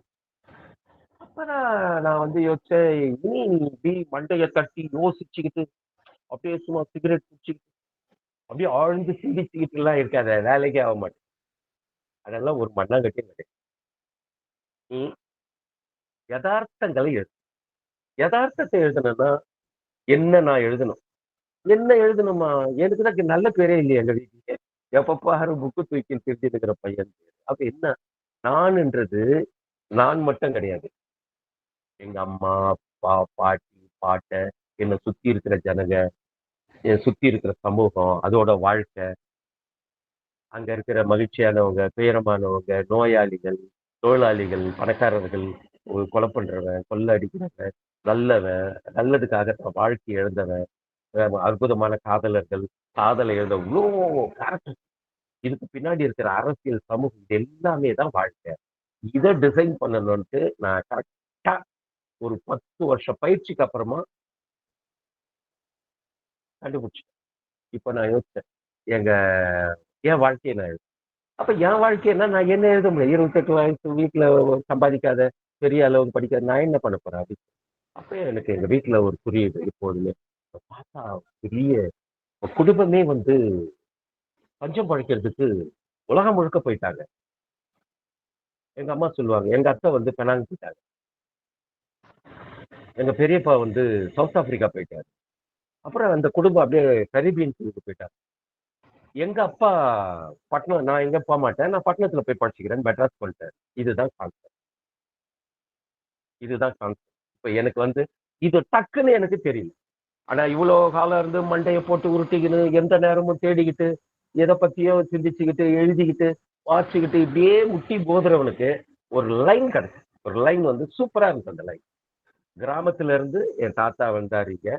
அவர் வந்ததுக்கு காரணம் அந்த அன்னைக்கு இருந்த பஞ்சகாலம், 1910-15 பஞ்சகாலம். அந்த பஞ்சகாலத்துல உலகம் முழுக்க வெள்ளையர்கள் ஏனாமா கப்பல் அனுப்புறாங்க. தேயிலை தோட்டங்களுக்கு, ரப்பர் தோட்டங்களுக்கு, கரும்பு தோட்டங்களுக்கு, நிலக்கரி சுரங்கங்களுக்கு இப்படியே அனுப்புறாங்க. அப்படி போன என்னுடைய இப்போ இப்போ என்னுடைய உறவினர்கள் பெனாங்கில் இருக்கிறாங்க, கோலாலம்பூர்ல இருக்கிறாங்க. நிறைய உறவினர் இப்ப குடுக்கல் வாங்கல் உறவினர்களா வேற அவங்க இருக்கிறாங்க. சவுத் ஆப்பிரிக்காவில் இருக்கிறாங்க, மொரீசியஸ்ல இருக்கிறாங்க. இப்போ இந்த லைன் தான் எனக்கு ரொம்ப இப்ப எங்க தாத்தா என்னவானார், ஏன் அவர் இங்க வந்தார், வாழ்வின் சச்சரவுகளின் காரணமா அவர் இங்க வராரு, இங்க வந்து அந்த வாழ்க்கையை எப்படி எதிர்கொண்டாரு. இப்ப அவர் வந்து அந்த வாழ்க்கையை ஆரம்பிச்சதுல எங்க அம்மா பிறக்கிறாங்க, என் மாமா பிறக்கிறாரு, அவங்க சித்தி எல்லாம் இருக்காங்க. அதுல இருந்து என் வாழ்க்கை வரைக்கும் எப்படி இருக்கோ ஒரு ஃபுல் கிராஃப் வந்து போட்டேன். சின்னதா ஆரம்பிச்சு. ஆனா ஒரு நாள் போயிட்டு எங்க அம்மா கையில முழு வரலாறு, என்னுடைய உறவினர்கள் அந்த கோபால் மிஸ்ரி கதையை கேட்டேன். கேட்டு எனக்குள்ள நல்லா இருக்குது. இப்போ இதெல்லாம் இப்படி போய் கேட்டதால எனக்குள்ள இல்ல, ஏற்கனவே ஆசைப்பட்டதால, ஏகப்பட்ட புத்தகங்களை ரொம்ப கூர்மையா வாசிச்சதால, எந்த நேரமும் எழுதணுன்ற ஆசையில எழுதி பழகுந்தாள். இது எல்லாமே எனக்கு வந்து ஒரு பயிற்சி போல என் உள்ள இருக்கு. இப்ப நான் உட்கார்ந்த உடனே எங்க மாமா ஒன்றை இருந்து ஆரம்பிக்குது. அது எனக்கு தெரியல, நான் இப்படி எல்லாம் திட்டெல்லாம் போடல. அந்த எப்பயாவது அறுபடும் விலங்கு நாவலை நீங்க ஒருவேளை உங்களுக்கு வாசிக்கலாம். நீங்க என்னுடைய முதல் நாவல் அறுபடும் விலங்கு வந்து ஒரு ஜிக்ஸாகா வரும். நான் என் தாத்தாவை பத்தி எழுத ஆரம்பிச்சேன். என் தாத்தாவை தான் எழுதணும்னு ஆரம்பிக்கிறேன். ஆனா அது என்ன ஆயிடுச்சுன்னாக்கா, அது சப்கான்சி. அப்பதான் நான் ஒண்ணு கண்டுபிடிச்சேன், புற அறிவுல இருந்து நீங்க எழுத முடியாது எப்போதும், அக உணர்வுல இருந்து தான் நீங்க எழுத முடியும். புற அறிவுல சிந்திக்கலாம். புற அறிவுல நான் ஒரு நாவல் எழுத போறேன், நான் அந்த மேசையில உட்கார்ந்து எழுத போறேன், இங்க இது பண்ண போறேன், எல்லாமே நான் எழுதும் போது ஏதாவது கொஞ்சம் சுடுதண்ணி சாப்பிட்டுக்கிட்டே எழுதுவேன், இல்ல எனக்கு ஒரு ஃபேன் போட்டுக்குவேன், இல்ல எனக்கு ஜன்னலை திறந்து வச்சு அப்புறம் இந்த மாதிரி வேலைகளை செய்ய போறேன். இப்ப எங்க தாத்தாவை பத்தி எழுத போறேன், ஆயாவை பத்தி எழுத போறேன், என்னோட நண்பனை பத்தி எழுத போறேன், என் சொந்த காதலை பத்தி எழுத போறேன், என்னுடைய வாழ்க்கையை எழுத போறேன். இதெல்லாம் வந்து புற அறிவுல இருந்து ஏற்படுத்தக்கூடிய திட்டம். ஆனா நீங்க எழுத உட்காரும் போது வரும் பாருங்க உள்ள இருந்து. நான் காலையில கூட யாருக்கு என்ன சொன்னேன், இந்த இந்த டிஷ்யூ பேப்பர் எடுக்கும் போது ஒரு பாக்ஸ்ல இருந்து எடுத்தா இன்னொரு பேப்பர் வரும், ஒரு பேப்பர் எடுத்து விட்டீங்கன்னா இன்னொன்னு வரும். மனம் அழகா செப்பமாயிடும். அந்த செப்பமாவது தான் நான் இவ்வளவு நேரம் சொன்னது. ஆசைப்பட்டது, என்னை அறியாமலே நான் நிறைய வாசிச்சது, எழுதிக்கிட்டே இருக்க ஆசைப்பட்டது, அதை பற்றி ஓயாம பேசிக்கிட்டு இருந்தது, அதனால வந்த அவமானங்கள் எல்லாம் ஒண்ணும் கவலைப்படாம ஏத்துக்கிட்டது. ஆனா உறுதியா நான் எதை எழுத போறேன்னு கண்டுபிடிச்சேன். புரிஞ்சுதுங்களா இப்ப நான் சொன்னது உங்களுக்கு? இந்த பேஸ்லாம் வந்த உடனே இந்த இந்த சப்கான்சியஸ் என்னுடைய உள்ளத்தை நல்லா படிமமாக்கி வச்சதால நான் எதை எழுதணும்னு எனக்கு ஒரு ஒரு விஷயம் தூண்டி விட்டுருச்சு. அதான் நான் சொன்னேன், அந்த ஒரு புத்தகம் தான் சொன்னேன். நான் உங்களுக்கு சொல்லணும்னாக்கா நானே வந்து எனக்கு தெரிஞ்சு ஒரு ஒரு 2800 நாவல்களே சேமிச்சு வச்சிருப்பேன். அது இல்லாம நான் ஒரு 2000, அது என் கையில எல்லாமே வாசிச்ச நாவல்கள் தான். வாசிக்காதத என்னுடைய செல்ஃப்ல எல்லாம் வைக்க மாட்டேன். எனக்கு ஒரு 6-7 செல்ஃப் இருக்கு இது மாதிரி. அதுல எல்லாமே வாசிச்ச நாவல்கள், பெரும்பாலும் நாவல்கள் தான் வைப்பேன். நாவல் குறித்த ஆய்வுகள் தான் வைப்பேன். அப்புறம் புதிய நாவல்கள்லாம் வாங்கி அங்க மூட்டையா வச்சிருவேன். அதுல இருந்து எடுத்து வாசிச்சுட்டு தான் செல்ஃப்ல வைப்பேன். அப்போ இந்த பண்பு எல்லாமே சேர்ந்து ஒரு கிளாரிட்டியை எனக்குள்ள உருவாக்கி, நான் போய் மேசையில உட்கார்ந்து அறுபடும் விலங்கு எழுத ஆரம்பிச்ச உடனே கோபால் எழுதல நானு, கோபாலோட பையன் மணில இருந்து ஆரம்பிச்சு. நீ மணி எங்க போயிட்டேன்னா மணி தான் செத்து போயிட்டான். மணி ஆண்ட இருந்து ஆரம்பிச்சு அது கோபால் ஆண்ட போய் அந்த நாவலை வாசிச்சீங்கன்னா கோபால் தான் மெயின் கேரக்டரு. கோபாலுக்கு தெரியாத 4 மெயின் கேரக்டர் வந்துச்சு உள்ள வந்து போயிட்டே. எனக்கு இது எப்படி வாசிச்சதுன்னு தெரியல. 6 மாசத்துல பிசாசு மாதிரி எழுதுறேன். எத்தனை பக்கம் எழுதி பண்ண? 600 பக்கம். நான் கையில தான் எழுதுறேன். லாஸ்ட் 2 நாவலா தான் சட்டக்காரியும் கருந்துளையும் தான் நான் வந்து டேட்டிங் பண்ணேன். முன்னாடி எல்லாம் 3 முறை நான் கையிலேயே தான் எழுதுறேன். அறுபடும் விலங்கு, கருப்பு விதைகள், கருப்பர் நகரம், வருகிறார்கள், மரப்பாலம், ஒற்றைப்பல், இந்த 6 நாவலுமே நான் கையில எழுதுவேன். ஒரு நாவலையும் 3 முறை எழுது. ஒரு முறை என் கோவத்தெல்லாம் அடிச்சு நிரப்பிடுவேன். எவ்வளவு அசிங்கமா திட்ட முடியுமோ, எவ்வளவு கோபமா திட்ட முடியுமோ, ஆவேசமா எவ்வளவு நேசிக்க முடியுமோ எல்லாத்தையும் பூண்டு விளையாடுறது. எல்லாம் நம்ம கையில தான் இருக்குது. போல அடிச்சு நொறுக்கிறது தான். அதுக்கப்புறமா ஆரம்பிப்பேன். அதை வந்து கான்சியஸா ரெடி பண்ணி அளவு குறைச்சி அதை வந்து லிட்ரேச்சரா மாத்துறது. ஏன்னா பெரும்பாலும் என்னுடைய நாவல்கள் எல்லாமே வரலாற்றின் மீதான புனைவு. என்னுடைய பாணி எல்லாவற்றிலுமே ஒரு லேண்ட்ஸ்கேப் இருக்கும், ஒரு வரலாற்று பின்னணி இருக்கும், ஒரு கதாபாத்திரத்தின் ஒரிஜினாலிட்டி இருக்கும். அந்த ஒரிஜினாலிட்டி நான் கருப்பா இருக்கிற பையனை குட்டையான பையனா மாத்திருவேன், அழகான பொண்ணு அழகா பேசுறவளா மாத்திருவேன், அழகுல மாத்திக்கினே இருக்கிறதா. ஆனா நமக்கு பிடிச்ச ஒரு உருவத்தை உள்ளத்துல வச்சு ஒரு பெஸ்ட் கேரக்டர் நம்ம உள்ளத்துல வச்சு. இப்ப சட்டக்காரி நான் எழுதுறேன்னாக்கா அவங்க அந்த லிண்டா கேரக்டருக்கு ஒரு அழகிய நான் பார்த்து வச்சுட்டேன். ஒரு ஸ்லெட்டா கேரக்டருக்கு உண்மையாவே அந்த மாதிரி ஒரு கேரக்டர் பார்த்து முடிஞ்சா அந்த மாதிரி கேரக்டர் தேடி போய் பேசுவேன், அவங்களோட உரையாடிக்கிட்டே இருக்கு. நான் அவங்களாண்டே சொல்லுவேன், உங்களை ஒரு நாவல் எழுதுறேன், அதுல உங்களை தான் நான் டிசைன் பண்றேன். ஓ அப்படியா? ஆனா உங்களை வந்து நீங்க செத்துப்ப போறீங்க அந்த நாவல்ல. அட பாவி, திட்டுவாங்க, ஒன்றும் பிரச்சனை இல்லை. அந்த கேரக்டர் நம்ம அப்போ அவ்வளவு கியூட்டா அதை நம்ம கொண்டாரு. இது எல்லாமே டெக்னிக், இதெல்லாம் தான் டெக்னிக். இதை வந்து இந்த லிட்ரேச்சர் ஏரியாவில் நமக்கு டிசைன் பண்ணணும். இதையெல்லாம் மீறி பேஸா ஒண்ணு வச்சுப்பாங்க. என்னன்னா ஒரு கிராஃப் போடும்போது ஓப்பனிங், அது எல்லாம் உலகம் முழுக்க இருக்கிற ஒரு பொது விதி. அந்த விதியெல்லாம் நீங்க பின்பற்றுனீங்கன்னா ஒன்றும் எனக்கு தெரிஞ்சு அது நல்ல படைப்புல ஆட்டோமேட்டிக்கா வந்துடும்.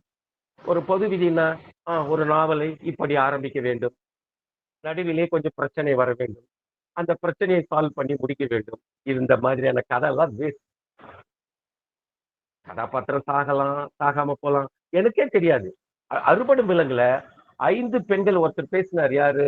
ஒரு இயக்குனர் வந்து பேசினாரு. அவர் என்ன சொன்னாரு? அஜயன் பாலா இப்ப ஒரு படம் இயக்குறாரு தமிழ்ல. அவர் சொன்னார், அவர் வாசிட்டு ஒரு விமர்சனம் பண்ணார். 5 பெண்கள் மீது இந்த நாவல் நடத்தப்படுகிறது, 5 பெண்களும் இறந்து விடுகிறார். எனக்கே தெரியல, எழுதணும் நான் தான்.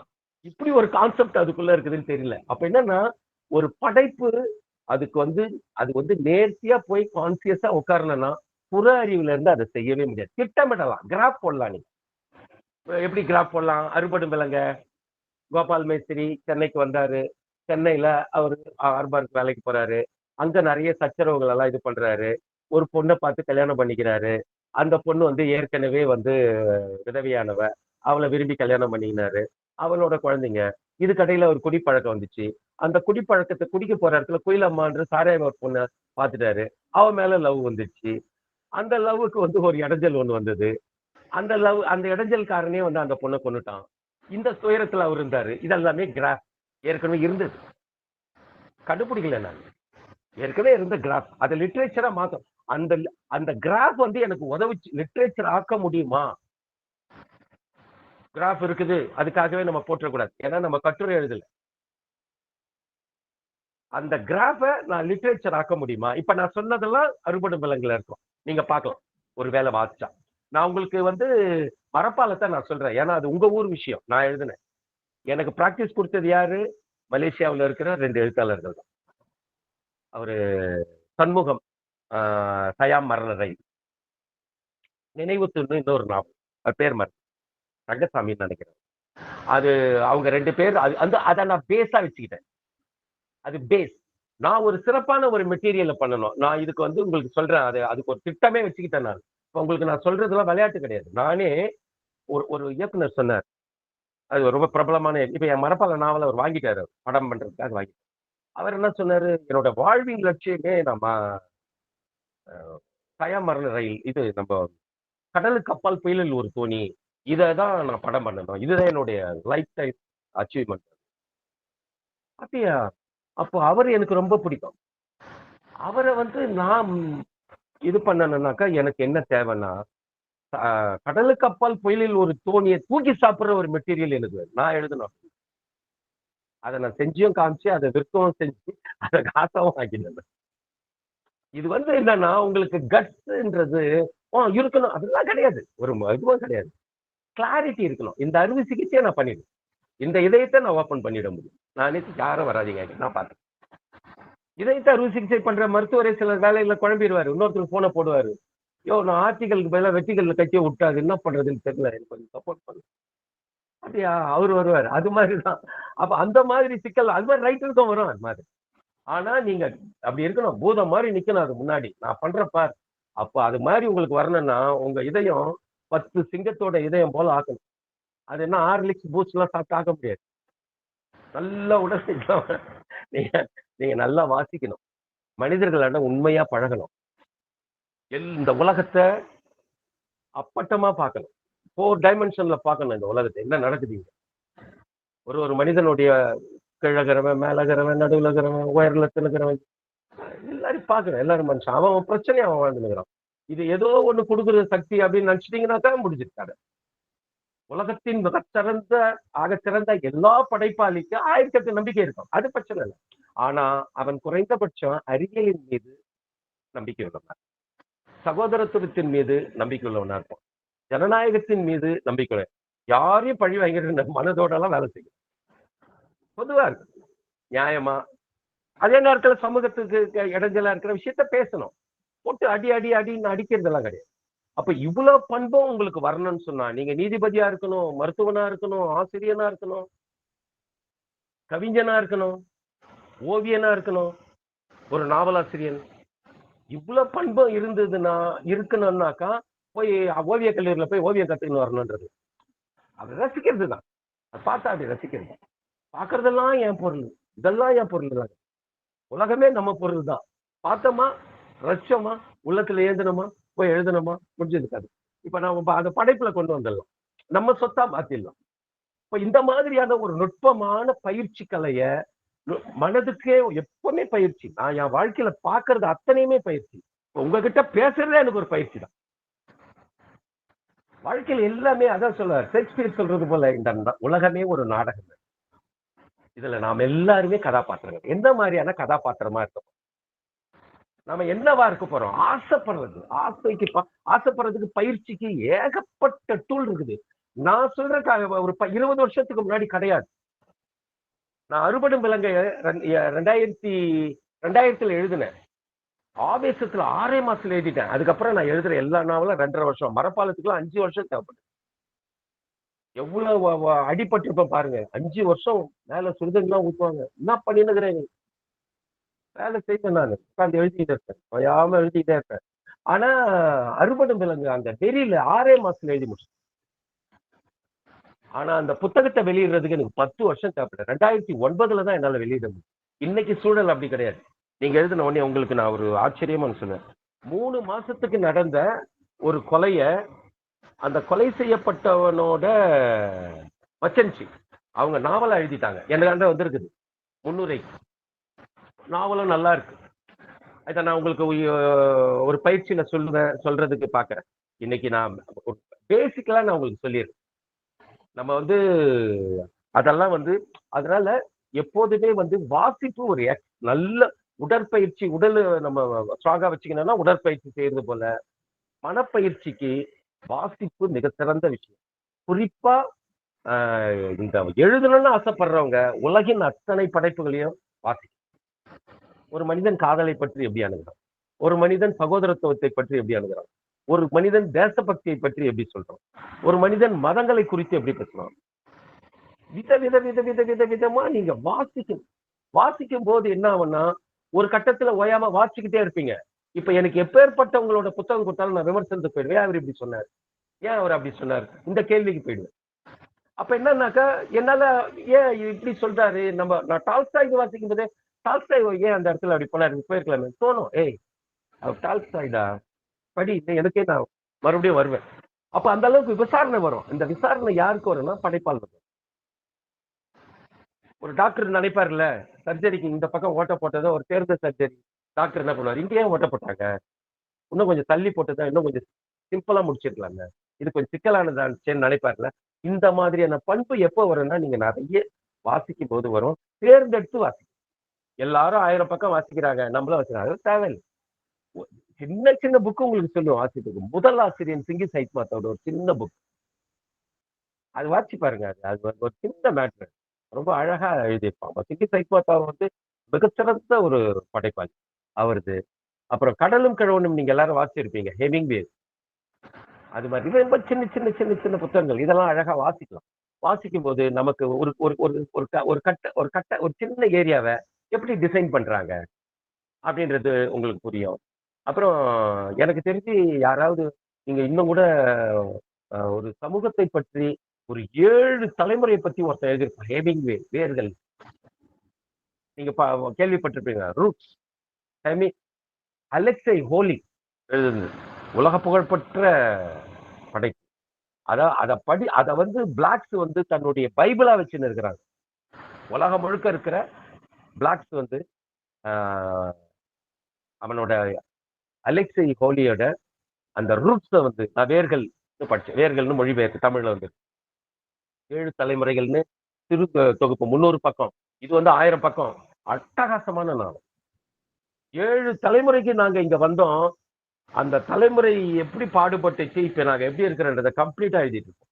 அது வந்து எனக்கு பெரிய ஊக்கம். அது அது அப்ப நான் எழுத ஆசையாவோட இருந்து என்ன அப்படி அப்படி புஷ் பண்ணதுல ஒரு 7-8 நாவலுக்கும் மிக முக்கியமான பங்கு. அதுல அவசியம் அந்த 7 நாவல்கள்ல ஒண்ணு ரூட். அப்ப இந்த மாதிரி வாசிக்கிறது மிக அவசியம். தேர்ந்தெடுத்து நம்ம வாசிக்கணும். அப்புறம் ஒவ்வொரு விஷயத்தையும் நல்லா அழகா கவனிக்கணும். நம்ம பொறுப்புணர்ச்சியோட கவனிக்கணும். ஒரு ஒரு ஒரு ஒவ்வொரு விஷயத்தையும் தீர்மானிக்கிறவர்களா. ஏன்னா நீங்க படைப்பு எழுதும் போது கேரக்டரை டிசைன் பண்ணனா சடக்குன்னு போய் கேரக்டரை டிசைன் பண்ண முடியாது. ஒரு விஷயம் இருக்குதா, இல்ல அவன் பேசுறது சரியில்லை, அவன் பேசுறது சரியில்லை, அதை இப்படி பேசியிருக்கணும், நியாயமா இப்படிதான் பேசணும். இந்த மாதிரியான ஒரு முணுமுணுப்பு உங்களுக்குள்ள இருக்கு. இந்த மாதிரியான ஒரு ஜட்ஜ்மெண்ட், ஒரு பார்வை உங்களுக்கு இருக்கணும். ஒரு எழுதுறவனுக்கு மிக அவசியம். அந்த அவசியத்தின் பின்னணியில இருந்துதான் நீங்க அன்னைக்கு வந்து இரவு எழுத போறீங்களோ, காலையில எழுத போறீங்களோ, அது அதாவது போய் டேபிள்ல உட்காந்துன்னு எழுதுறது ஒரு கட்டுரை எழுதிடலாம். எனக்கு சொன்னீங்கன்னாக்கா, நீங்க இப்ப எனக்கு ஒரு விஷயம் குறித்து எழுத சொன்னா 10 பக்கத்துல இருந்து 15 பக்கத்துக்கு நான் ஒரு 3 மணி நேரத்துல உங்களுக்கு ஒரு கட்டுரை எழுதி, ஏன்னா அது குறித்து எனக்கு தெரியும், அதை நான் எழுதி கொடுத்துருவேன். வழக்கமா நடக்காது. திமுகவே 75வது ஆண்டு போன வாரம் எனக்கு எழுதி ஒரு 15 பக்கம் எழுதி, ஒரு 5000 பக்கம் 5000 வார்த்தைக்குள்ள வேணும், எழுதி கொடுத்துருவேன். எனக்கு ஒரு 4 மணி நேரம் ஏற்கனவே சரக்கு இருக்கு, அது எழுதலாம். ஆனா ஒரு ஒரு இலக்கிய மெசேஜ் நம்ம தீர்மானிக்கணும், நம்ம டிசைன் பண்ணணும்.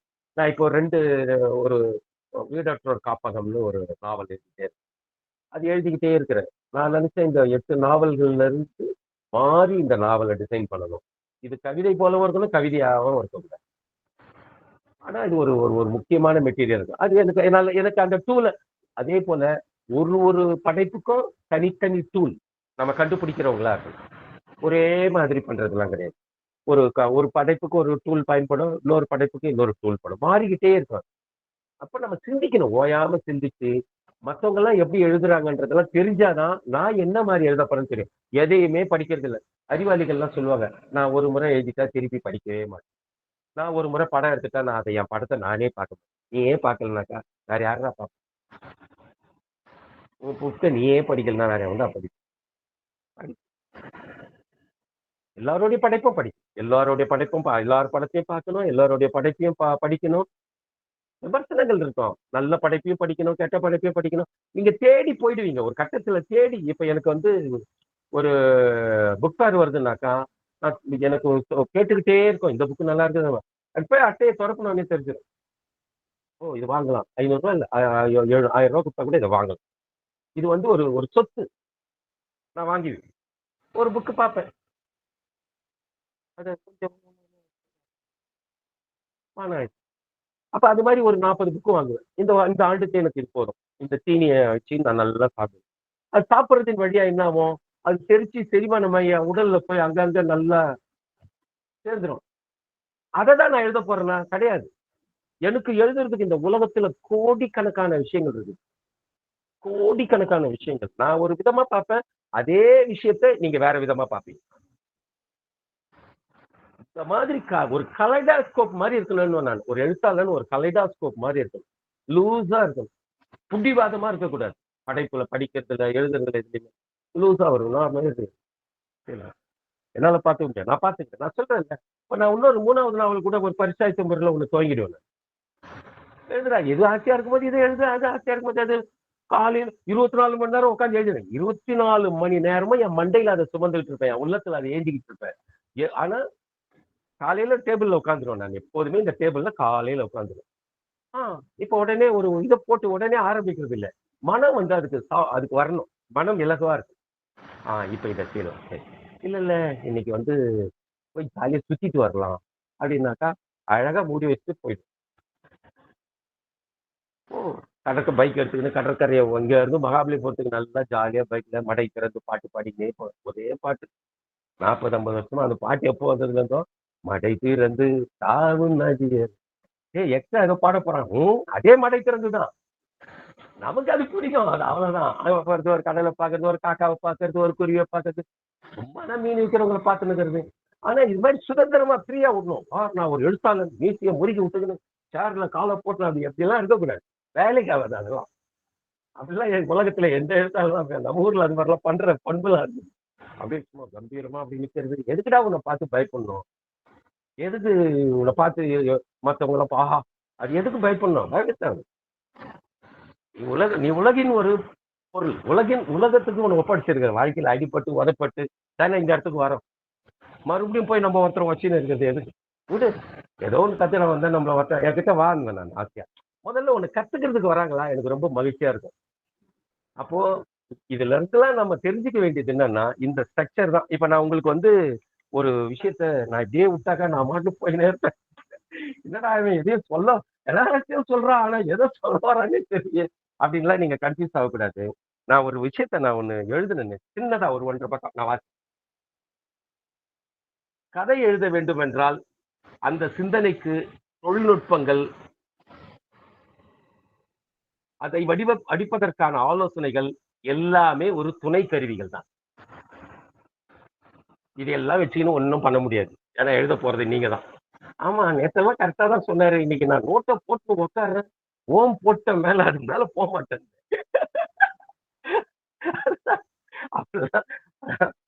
கதை எழுத வேண்டும் என்றால் அந்த சிந்தனைக்கு தொழில்நுட்பங்கள் என்னன்னா, நான் இவ்வளவு நேரம் சொன்னதெல்லாம் ஏதோ அதுக்கு டைப்ரைட்டிங் மிஷின் ஒரு அது மாதிரி ஒரு கருவி இருக்கலாம், பேனா, பேப்பர், டெஸ்ட். அது இல்லாம சிந்தனைக்கு சொல்றேன். கதை எழுத வேண்டுமா, அந்த சிந்தனைக்கு தொழில்நுட்பங்கள், படிப்பதற்கான ஆலோசனைகளை எல்லாமே ஒரு துணை கருவிகள் தான். அந்த ஆலோசனை ஒரு துணை கருவி தான். உண்மையில் நாவல் படைக்க வேண்டும் என்றால் ஓயாத விடாபிடியான ஆசை மட்டுமே ஒரு படைப்பாளனை உருவாக்கும். ஓயாம விடாபிடிய எல்லா நேரத்திலையும், டீ குடிக்கும் போது, சினிமா பார்க்கும் போது, என்னோட யாருன்னா எனக்கு தெரிஞ்சவங்க பார்த்தாங்கன்னா, இவன் 16 வயசுல இருந்து எப்பா எப்படி உயிரை எடுப்பான்டா இவன், ஐயோ எந்த நேரம் பார்த்தா அந்த நாவலாசிரியர் மக்சிம் கார்கினுவான், அந்த வந்துட்டாண்டா உஷாரா இருங்க அப்படின்னு என்ன பார்த்தாலே பசங்க. ஏன்னா 24 hours நமக்கு தான் வேலை. பைரவன் தான் எப்பவுமே நம் தேவை, இந்த நாட்டுக்கு தேவை என்ற கதை போலதான் சுத்துறது. உண்மையில் நாவல் படைக்க வேண்டும் என்றால் ஓயாத விடாபிடியான ஆசை மட்டுமே ஒரு படைப்பாளனை உருவாக்கும். ஏன் நான் படைப்பாளனாக வேண்டும் என்ற கேள்வி ஃபர்ஸ்ட்ல உங்களுக்கு வரணும். நான் ஏன் ஒரு படைப்பாளனா, அந்த கேள்வி உங்களுக்கு இல்லைன்னா சும்மா யோசிச்சுன்னு, நான் ஏன் ஒரு படைப்பாளனா இருக்கணும், அதற்கான பதிலும் மிக அவசியம். அது உங்ககிட்ட தான் இருக்கணும். நீங்க நான் கேட்டுப்பேன், நான் யோசிப்பேன், நீ ஏன் எழுதணும்? நான் எனக்கு சொல்லுவேன், நீ எழுதணும்டா, இந்த சமூகம் ரொம்ப மோசமா இருக்குது, உன்னுடைய காட்சிகளையும் உன்னுடைய பதிவுகளையும் நீ பண்ணலன்னா இவ்வளவு சிந்திக்கிறிய, நீ தாண்டா எழுதணும்னு எனக்கு என்னன்னே தெரியாது. எனக்கு நானே சொல்லிக்குவேன். எனக்கு நானே ஒரு கூக்குரல் நான் சொல்லுவேன். அது போல நீங்க உங்களுக்கு சொல்லிக்கணும். நான் ஏன் படைப்பாளனாக வேண்டும் என்ற கேள்வியும் அதற்கான பதிலும் மிக அவசியம். அது உங்களை நீங்களே தெளிவடைய வைக்க உதவும். இதுதான் ஃபர்ஸ்ட் மெட்டீரியல். இது ஒரு டூல். நாவல் எழுதுவது என்பது தன்னந்தனியாக நீங்கள் கடலில் மூழ்கி முத்தெடுப்பதை போல் மட்டுமில்லை, நடுக்கடலில் ஆழ்கடலில் முத்தெடுப்பதற்கு ஒப்பானது. முத்தெடுக்க மூழ்கினால் இடுப்பிலே கயிறு கட்டி தன் நெருங்கிய உறவினிடத்தில் தந்து விடுவார்களாம். நான் இதை சொல்லிட்டேன், அதனால உங்களுக்கு அது வேணாம், ஏற்கனவே உங்களுக்கு சொல்லிட்டேன். அது மாதிரி அங்க வந்து திகைச்சிருவோம். திகை கொடுக்கடா என்னால முடியும். நான் காலையில சொன்னேன் இல்லைங்களா, அம்மா வந்து பாட்டி வந்து நிலாவுக்கு சோறு ஊட்டின்னு இருக்கும்போது நம்ம காலத்துல அவன் நிலாவுக்கே போயிட்டு வந்துட்டான். எவ்வளவு பெரிய கான்சியஸ், எவ்வளவு பெரிய கான்செப்ட். நிலாவுக்கு போனா நம்ம பாட்டி எல்லாம் நம்பியே இருக்க மாட்டாங்க. ஆனா அது நடந்துச்சு பாருங்க. அப்போ இதுதான் சிந்திக்கணும். மனிதனால முடியாதது கிடையவே கிடையாதுங்க.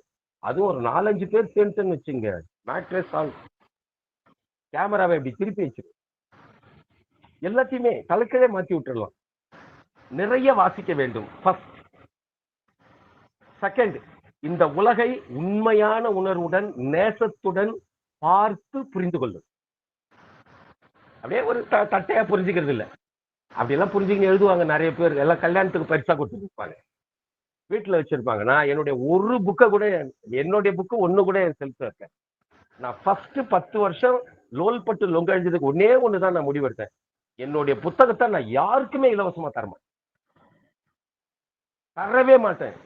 என் புத்தகத்தை வந்து வாங்கணும், அப்போ அதுக்கு நான் உழைக்கணும், அதுக்கு நான் திட்டமிடணும், அவங்கள சுவாரஸ்யப்படுத்தணும். நான் எழுதிட்டேன், வாங்கிக்க. யார் வாங்குவாங்க? அவனுக்கு கேக்கு கொடுத்தாலே வாங்கி சாப்பிட மாட்டான், புக்கு கொடுத்தா வாங்கி சாப்பிடுவானா? சாப்பிட மாட்டான். அப்ப அந்த புத்தகம் அப்படி இருக்கணும். ரெண்டாவது. மூணாவது, ஒவ்வொன்றையும் பொறுப்புடன் நேசத்துடன் விருப்பத்துடன் அணுகுவது. அதாவது ஒவ்வொன்றையும் மனதார நேசிக்கணும். எதுவா இருந்தாலும், ஒரு பூ, ஒரு புத்தகம், ஒரு நண்பர், ஒரு நாடு, எதையுமே மனதார நேசிக்கணும். கொஞ்ச நேரம் தான் பேசிட்டு இருக்க போறோம். ரயில் பயணம் தான், விமான பயணம் தான், கொஞ்ச நேரம் தான் நம்ம இருக்க போறோம்.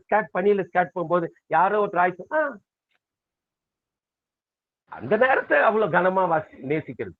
அது வந்து ரொம்ப உங்க மனதை நீங்க ஏமாற்றவே கூடாதுங்க. நம்ம புத்தியை நம்ம ஏமாற்றவே கூடாது. அது நான் கூப்பிட்டா அது நாய்க்குட்டி போல என் பின்னாடி வரணும். அப்போ உங்களாண்ட ஒண்ணு பேசுறது, என்னாண்ட ஒண்ணு பேசுறதுனாக்கா நான் இருட்டுல தான் உட்காந்து, சத்தியமே கிடையாது. எப்போதுமே உண்மையா நேசிக்கிறது. நாலாவது, அனைத்தையும் கவனத்துடன் ஆழ்ந்து நோக்குவது. இதை நான் சொல்லலாமா, இதை சொல்லக்கூடாதா, உலகம் எப்படி பேசுது, இதே விஷயத்த இந்த உலகம் எப்படி பேசுது, நான் எப்படி யோசிக்கிறேன், அப்போ இதை நான் எப்படி பார்க்கணும், இதை நான் எப்படி சொல்லணும், எந்த மொழியை பயன்படுத்தணும், எங்க இருந்து அதை ஆரம்பிக்கணும். இது மிக முக்கியமான ஒரு ஏரியா. ஏன்னா ஒரு விஷயத்த பண்ணா அடடா அப்படின்னு சொல்லணும். ஐயோ துருப்புடா, ஒரு 10 பக்கத்தை எவனோ ஓட்டானா அந்த புக்கு கண்டம். நடு ராத்திரில போனை போட்டு அழுவாங்க எனக்கு, கார்த்தி ஏன் கார்த்தி அந்த பொண்ணை சாவிச்சு, ஆராய சாவிச்சிருக்க கூடாது, உன்னையே கொல்லும் போல இருக்குதுன்னு ஒருத்தன் வந்துட்டான். என்ன, கருப்பர் நகரம் வாசிக்கு. கருப்பர் நகரத்தை பற்றிய நீங்க குறிப்புகள்லாம் வாசிக்கணும், பாருங்க, நான் உங்களுக்கு அனுப்புறேன். அதான் ஆராய கொண்டாங்க, ஆராய கொண்டா நீ மனுஷன், உன்னை பார்த்தாலே அப்படிதாங்குது, நீ எல்லாம் கொன்றுவோம் பொழுதுன்னு. ஏன்னா ஆரே நாயகடா கொண்டேன். அந்த கேரக்டர் பாவம் செய்த நாவலை பார்த்து, ஆனா நீ சாவச்சிருக்க கூடாது, அந்த மாதிரி புலம்ப விடுறதுன்னு இருக்குதுன்றது உங்களுக்கு அந்த. அப்போ நீங்க நேர்மையா அதை அனுப்பு.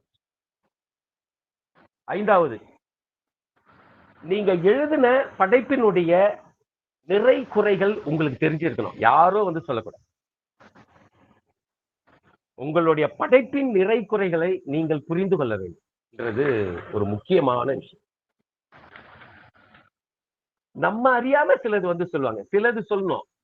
நம்ம 400 பக்கம் எழுதுறோம்னா அதுல ஒரு குறைச்சல், ஏன்பா இந்த மாதிரி பண்ணிட்டேன், அப்படியா, ஆமா அது அப்படி கூட பண்ணிருக்கலாம். ஏன்னா ஒரு விஷயத்துக்கு 10 கதவு இருக்குது. யாருமே ஜட்ஜ் பண்ணாத ஒரு கதவை நீங்க சொல்லுங்க, ஒரு கதவின் வழியா நீங்க போயிருக்கணும். எப்போதுமே 360 டிகிரில ஒருத்தர் வெளியில போயிட முடியும். வெளி, நான் சொல்றது கதவு கிடையாது, வெளி, ஓப்பன் ஸ்பேஸ்ல 360 டிகிரில ஒரு விஷயத்துல இருந்து வெளில போயிடும். அப்படி அந்த கேரக்டர் அங்க வெளியில போறான்னாக்கா அதுக்கான நியாயத்தை நீங்க சொல்லணும். இல்லைன்னா எல்லா வழியும் வாசகம் யோசிச்சுன்னு இருப்பான், படக்குன்னு மூடி வச்சிருவான். பைத்தியம் முடியுதுப்பா இருந்தாலும் சொல்லுது அப்படின்றோம். அது சொல்லவே கூடாது. நீங்க சொல்றது அவனுக்கு அப்படி ஆமாயா சூப்பரா சொல் அப்படி சொல்லுவான். இதையெல்லாம் தாண்டி நமக்கும் நமக்கு எழுதும் ஆசை இருக்கிறதா என்றும் நமக்கு நாமே கேட்டு உண்மையா எழுதணும்னு ஆசைப்படுறோமா? அந்த புக்கு படிச்சதால எழுதணும்னு ஆசைப்படுறோமா? ஒருத்தர் எழுத்தாளர் வந்து இப்படி திருச்சிட்டு இருக்கான அவனை பார்த்து நம்ம ஒரு வேலை அப்படிலாம் இல்லை. எனக்கே உண்மையா எழுத ஆசை இருக்குதா? நான் ஒரிஜினலா எழுதக்கூடியவனா? இந்த கேள்விகள் தான் அது ஒரு செம்ம டூல். எனக்கு நான் கேட்பேன், உனக்கு தகுதி இருக்குதா? கரண் கார்கின்னு பேர் வைக்க உனக்கு தகுதி இருக்குதா? இதை கேட்டேன். டிப்ரான் கரண் வச்சுக்கணும் முன்னாடி எல்லாம் ஊர்ல இருக்கிற பெரிய ஆளுகள் எல்லாம் தூக்கி அந்த பேர்ல சொல்லி வைக்கிறது தான் எனக்கு வேலை. ஏன்னா தினகரன்றது வந்து இங்க நிறைய சாமியார்கள் இருந்தாங்க. எனக்கு அதனால அவங்க எல்லாம் யாரையும் நினைவூட்டக்கூடாது. புகழ்பெற்ற தினகரன் எல்லாம் இருந்தாங்க. தினகரன் பத்திரிகை எல்லாம் இருந்தது. எதுவுமே இல்லை. எங்க அப்பா வச்ச பேர். ஆனா எங்க அப்பா வச்ச பேர்ல ஒரு கரண் மட்டும் விடக்கூடாது. கரன்றது ஒரு நல்ல அழகான தமிழ் சொல். ராவணனோட தாட்டகையை கொண்டு போய் ஒரு கட்டத்துல கொண்டு போய் பதுக்கி வச்சிருந்த இடம், அந்த அவன் பேர் கரண். அந்த தினகரன் அந்த தினமும் உதிப்பவன் சூரியனுக்கு பொருந்தக்கூடிய ஒரு வார்த்தை. அந்த கரனை மிஸ் பண்ணக்கூடாது. ஆனா அது கூட ஒரு அற்புதமான ஒரு படைப்பாளியை நான் என்னைக்குமே மறக்க முடியாத ஒருத்தனை கொண்டாந்து எங்கெங்கேயோ யோசிச்சு கடைசியா மக்சிம் கார்கே கொண்டாந்து. ஏன்னா வாழ்வுக்கும் பிழைப்புக்கும் அவனை போல டெபினிஷன் சொல்றதுக்கு ஆளே கிடையாது. சூப்பரா ஒரிஜினலா சொல்லுவேன். ஏன்னா அவனை தூக்கி பனியில போட்டாங்க. 7 வயசு குழந்தை அனாதையா 10 வயசு அவனுக்கு. அந்த குழந்தை ஏறக்குறைய 3000 மைல் நடந்து பிச்சை எடுத்து வேலை செய்து மீன் இது பண்ணி பறவையை வேட்டையாடி இப்படியே வந்து அவன் சாகும் போது 5 மொழிகளுக்கு சொந்தக்காரனா இருந்தான். உலகம் அறிந்த எழுத்தாளன். ஒரு பெரிய கட்சிக்கே வந்து அவன் சம்பாதிச்சு கொடுத்த காசு புரட்சியை உருவாக்குறதுக்கு பயன்படுத்தி அப்படி அவன் வந்து அமெரிக்காவுக்கு போய் யாசகம் பெறதுக்காக கட்சிக்கு யாசகம் பெற போன இடத்துலதான் தாய் என்ற நாவலையும் எழுது. அப்பேற்பட்டவன் மக்கள். அவன் பேரை நான் வச்சுக்கணும்னாக்கா அதற்கு தகுதியானவனா நான் பாசாங்க பண்ண சாகும் வரை அவனுக்கு நான் விசுவாசமா இருப்பேன். அந்த பேருக்குன்ற லட்சியத்தோட தான் அந்த பேரை நான் வச்சு அப்படி ஒரிஜினலா இருக்கணும். அந்த ஒரிஜினலுக்கு நெருக்கமா போகணும். உண்மைய எல்லாரும் ஒரு பொருளை பார்ப்பாங்க. அதை உண்மைக்கு நெருக்கமா பார்க்க கத்துக்கணும் ஒரு எழுத்தாளர். முக்கியமான விஷயம், முக்கியமான டூல். எழுதக்கூடிய டூல்ல எல்லாரும் பார்ப்பாங்க ஒரு விஷயத்த. அந்த 100 பேர் பார்த்தாலும் ஒரு உண்மைதான். ஆனா அந்த உண்மைக்கும் மிக நெருக்கமா ஒரு எழுத்தாளன் போய் பார்க்கணும். ஏன்னா அது அவனுடைய கடமைன்னு. அது ஒரு மிக முக்கியமான எழுதுறதுக்கு மிக தகுதியான ஒரு விஷயம். அப்புறம் இதையெல்லாம் தாண்டி நமக்கு எழுத ஆசை இருக்கிறதா என்று நமக்கு நாமே கேட்டுக்கொள்வது. ஆமா, நான் எழுத ஆசைப்படுறேன், நான் எழுதுவேன், எழுதுறது எனக்கு லட்சியம் அப்படின்னு நீங்க நினைச்சிட்டீங்கன்னா நீங்க செய்ய வேண்டியது ஒரே ஒரு வேலை, நோட்டை போட்டு உடனே எழுது. ஆசையாகுது, காப்பியை குடிக்கிறது ஆசையாகுது, சினிமா பார்க்கறது ஆசையாகுது, கல்யாணம் பண்ணிக்கிறது ஆசையாகுது, 2 3 புள்ளைய பெற்றுக்கிறது ஆசையா இருக்குது, வயசாயிருது ஆசையாகுதுன்னு ஆசையிலேயே செத்து போயிரு. அது கிடையாது. ஆசைப்பட்டமா இமிடியட்டா நோட் எடுக்க வேண்டியதுதான். நீங்க எல்லாம் இந்நேரம் டக்கு நோட் நானா இருந்தேன்னா எனக்கு யாருன்னா இந்த மாதிரி சொல்லியிருந்தா படக்குன்னு பேனா விட்டு கையிலே எழுத ஆரம்பிச்சு இப்படியாட்டா உள்ள நுழைஞ்சிடணும். தப்பா எழுதலாம், சரியா, பிரச்சனையே கிடையாது. சித்திரமும் நாப்பழக்கம், அது செந்தமிழும் நாப்பழக்கம், சித்திரமும் கைப்பழக்கம். சித்திரமும் கைப்பழக்கம், செந்தமிழும் நாப்பழக்கம். அது மாதிரி பிராக்டிஸ் செய்யறது எழுதுறது. எதையாவது உங்களுக்கு எழுத தோன்ற வேண்டும். எதை எழுத தோன்றாலும் எழுதணும். இதை எழுதணும், ஐயோ இதெல்லாம் நம்ம எழுதக்கூடாது, இதெல்லாம் நம்ம எழுதுங்க. ஃபர்ஸ்ட் எழுதி வாசிச்சு பாருங்க. நல்லா இருக்குதா, இது ஒரு வார்த்தையா இருக்குதா, யாருக்காவது கொடுத்து வாசிக்க சொல்லலாம். ஓப்பனிங்ல நான் சொன்னது உங்களுக்கு புரியுதா? சூப்பரா இருக்குது, ஒரு பெரிய அவார்டு கிடைச்சது போல. இவ்வளோட்டா அது நாம அதை தான் செய்ய போறோம். இப்ப இங்க பார்த்துட்டு இருக்கிற அத்தனை பேரும் எதை எழுதுறேன்னு நான் சொல்றேன். அது ஒரு சாப்டர், நான் கொஞ்ச நேரம் கழிச்சு சொல்றேன். இதை முடிச்சிடுறேன். என்ன வேணா எனக்கு தொடர், எனக்கு பொன் கோகில தொடர் இருக்கீங்க தானே, நீங்க எனக்கு நினைவூட்டுங்க எதெல்லாம் எழுதலாம். நம்ம ஒரு பட்டியல் வச்சுக்கலாம். ஓகே தோழி, இதை முடிச்சுட்டு நம்ம கேள்விக்கு போயிடுவோம். இருங்க ஒரே ஒரு நிமிஷம். இப்படி எதை எழுத வருது, கவிதையா கதையா கட்டுரையா, அது உங்களுக்கு தெரிஞ்சிச்சு. எதை எழுதணும் டிசைட் பண்ணணும் முதல்ல. நாவல் தான் உங்களுக்கு வரும்னு சொன்னாக்கா மகிழ்ச்சி. இதுதான் என்னுடைய திட்டம். இது உங்களுக்கு எந்த அளவுக்கு பயனளிச்சதுன்றதை விடவும் நீங்க கேட்கிற கேள்விகளின் வழியா கேள்வி கேட்கறது ஒரு அற்புதமான டூல் எழுதுறவங்களுக்கு. பதில் சொல்றது அது இன்னொரு ஒரு டூல். மொத்த டூலையும் வச்சு செய்ய வேண்டிய முக்கியமான டூல்னா நீங்க எழுத வேண்டியது. இதுக்கு மேலேயே நீங்க எழுதலைன்னாக்கா ரொம்ப சரி தோழர், கொஞ்ச நேரம் யார் யாரெல்லாம் கேள்விகள் இருக்குங்களா? யாருக்காவது? என்ன நமக்கு 8:18 ஆயிடுச்சு. கேள்விகள் இருக்குங்களா? கை தூக்கிடுங்க. அப்படி வெக்கப்படுறீங்கன்னா சாட் பாக்ஸ்ல போட்டுருங்க. வெக்கமே படக்கூடாது ஃபர்ஸ்ட் ஆஃப் ஆல். ஆமா, கை என்ன தூக்கிடுங்க. மாதிரி உலகத்துல என்ன மாதிரி வெக்கப்படுறவங்க யாருமே கேமராவை இப்ப கூட சினிமால டைரக்டர் திடீர்னு நீ சூப்பரா பார்த்தேன். ஐயா எழுதுறதா சொல்றேன், அதோடு நிறுத்திக்கிறேன். இந்த இந்த கேமரா வேலையே அப்படியே 2 படத்துல நடிச்சேன் நான். சொல்றேன் கூச்சத்துக்காக சொல்றேன். ஆமா ஆமா. சரிங்க, யார் இருக்கீங்க? கேள்விகள் இருக்கா உங்களுக்கு? வணக்கம் ஐயா. ஐயா வணக்கம். வணக்கம் வணக்கம் வணக்கம். என் பேர் முருகையா முத்துவேல். அப்படியா? ஆசிரியராக பணிபுரிகிறேன். என்கிட்ட கேள்வி இல்ல, ஒரு பகிர்வு. அதாவது பெரும்பாலும் இந்த வாசிப்பினுடைய ஆழத்தை பார்க்கிறப்ப நீங்க நம்ம மலேசிய நாட்டின 2 நாவலாசிரியர்களை பற்றி குறிப்பிட்டிருந்தீங்க. திருவாளர் ரங்கசாமி, திரு சண்முகம். ரொம்ப மகிழ்ச்சி எனக்கு நீங்க எவ்வளவு ஒரு ஆழமா இந்த வாசிப்புல கவனம் செலுத்துறீங்க அப்படின்றத உணர முடிஞ்சிச்சு.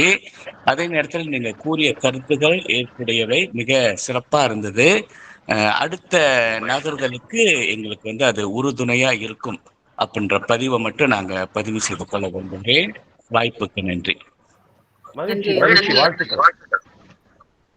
முருகே அண்ணா சிறுகதை எழுத்தாளர், நல்லா எழுதுவாங்க, வானொலிக்குலாம் நிறைய எழுதுறவங்க. சரி, அடுத்தமா வேற யாராவது கேள்வி இருக்கீங்களா? மதி சார், நீங்க ஒரு மீட்டிங்ல அமைதியா இருந்தாலே ஆபத்து மதி சார். வணக்கம். அவர் ஆபத்தை இல்ல என்னன்னா ஆபத்தை இறக்கி விடுங்க ஃபர்ஸ்ட்ல, நான் பதில் சொல்றேன், நான் பாக்குறேன். வணக்கம் சார். இல்ல எனக்கு நீங்க சொன்னதுலாம் எழுதி வச்சிருக்கேன். நீங்க சொன்னது புரியுது. உள்வாங்கிக்கிட்டு இருக்கேன். அதனால கேள்விகள் பெருசா இல்ல. எனக்கு அது என்ன நீங்க சொன்னது நியாயமானதா இருந்தா நான் பேசுறது உங்களுக்கு, நான் சொன்ன கருத்துக்கள் உங்களுக்கு நியாயமானதா இருந்தா? ஆமா ஆமா. குறிப்பா என்னது நான் ஏன் ஒரு படைப்பாளன்னு சொல்லிட்டு இது எப்பயுமே கேட்டுக்கிட்டே இருக்கிற கேள்விதான் இது.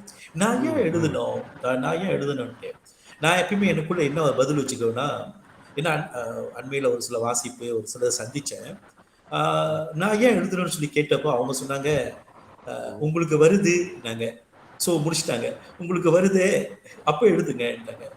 ஸோ அது கொஞ்சம் இன்ட்ரெஸ்டிங்கா இருந்துச்சு. ஆமால நமக்கு வருதுன்னா எழுதலாமேங்கிட்டு. அதனால தான் இப்ப நீங்க அங்க சொன்னப்ப நான் ஏன் ஒரு படைப்பாளன்னு சொல்லிட்டு உங்க கேள்விக்கு ரொம்ப இன்ட்ரெஸ்டிங்கா இருந்துச்சு. ஓகே, அப்ப நம்ம ஏதோ ஒரு பாதை சரியா தான் போயிட்டு இருக்கோம் சொல்லிட்டு தோன்றதுனால எனக்கு இன்னைக்கு கேள்விகள் இல்லாம இருக்கு. நன்றிங்க சார். இல்ல தோழர், ஏன்னா மதி சார் எல்லாமே நிறைய நோட்ஸ் எடுத்து எழுதி நிறைய வாசிப்புள்ள போய் அப்புறம் நிறைய விஷயங்கள் உள்வாங்கிப்பாங்க. அதான் நான் யோசிச்சேன், பரவாயில்லையே நீங்க கேள்வி இல்லையே அப்படின்னு. சரி, வேற யாருக்காவது கேள்வி இருக்குங்களா? காந்தி முருகன் தோழர். வணக்கம் சார். வணக்கம் சார். என்னோட கேள்வி ஒன்னே ஒண்ணுதான் சார். அதாவது ஒரு கதையோ நாவலோ. என் பெயர் கனகா சார், கனக மாணிக்கம். அது கட்டாயம் ஏதேனும் கருத்து சொல்லணுமா? இல்ல இல்ல இல்ல இல்ல, கருத்து சொல்லணும். கருத்தே இல்லாம ஒரு பொருளே கிடையாது. நிறைய அறிவாளிகள் சொல்லுவாங்கல்ல, நீங்க எதையாவது ஒண்ணு சொல்லுங்க, நீங்க சொல்லுங்க. ஏன்னா ஒரு காலத்துக்கு அது தேவையா இருந்தது. எழுத்து வடிவங்கள்லாம் ஆரம்பத்துல தமிழ்ல இருந்த காலத்துல எதையாவது சொல்லுங்க, உங்களுக்கு தோன்றதை சொல்லுங்க. ஒண்ணு பாடுங்க, எழுதுங்க, ஒரு குயில் கூவி இருக்கோம் அதை பத்தி சொல்லுங்க, எல்லாமே சரிதான்.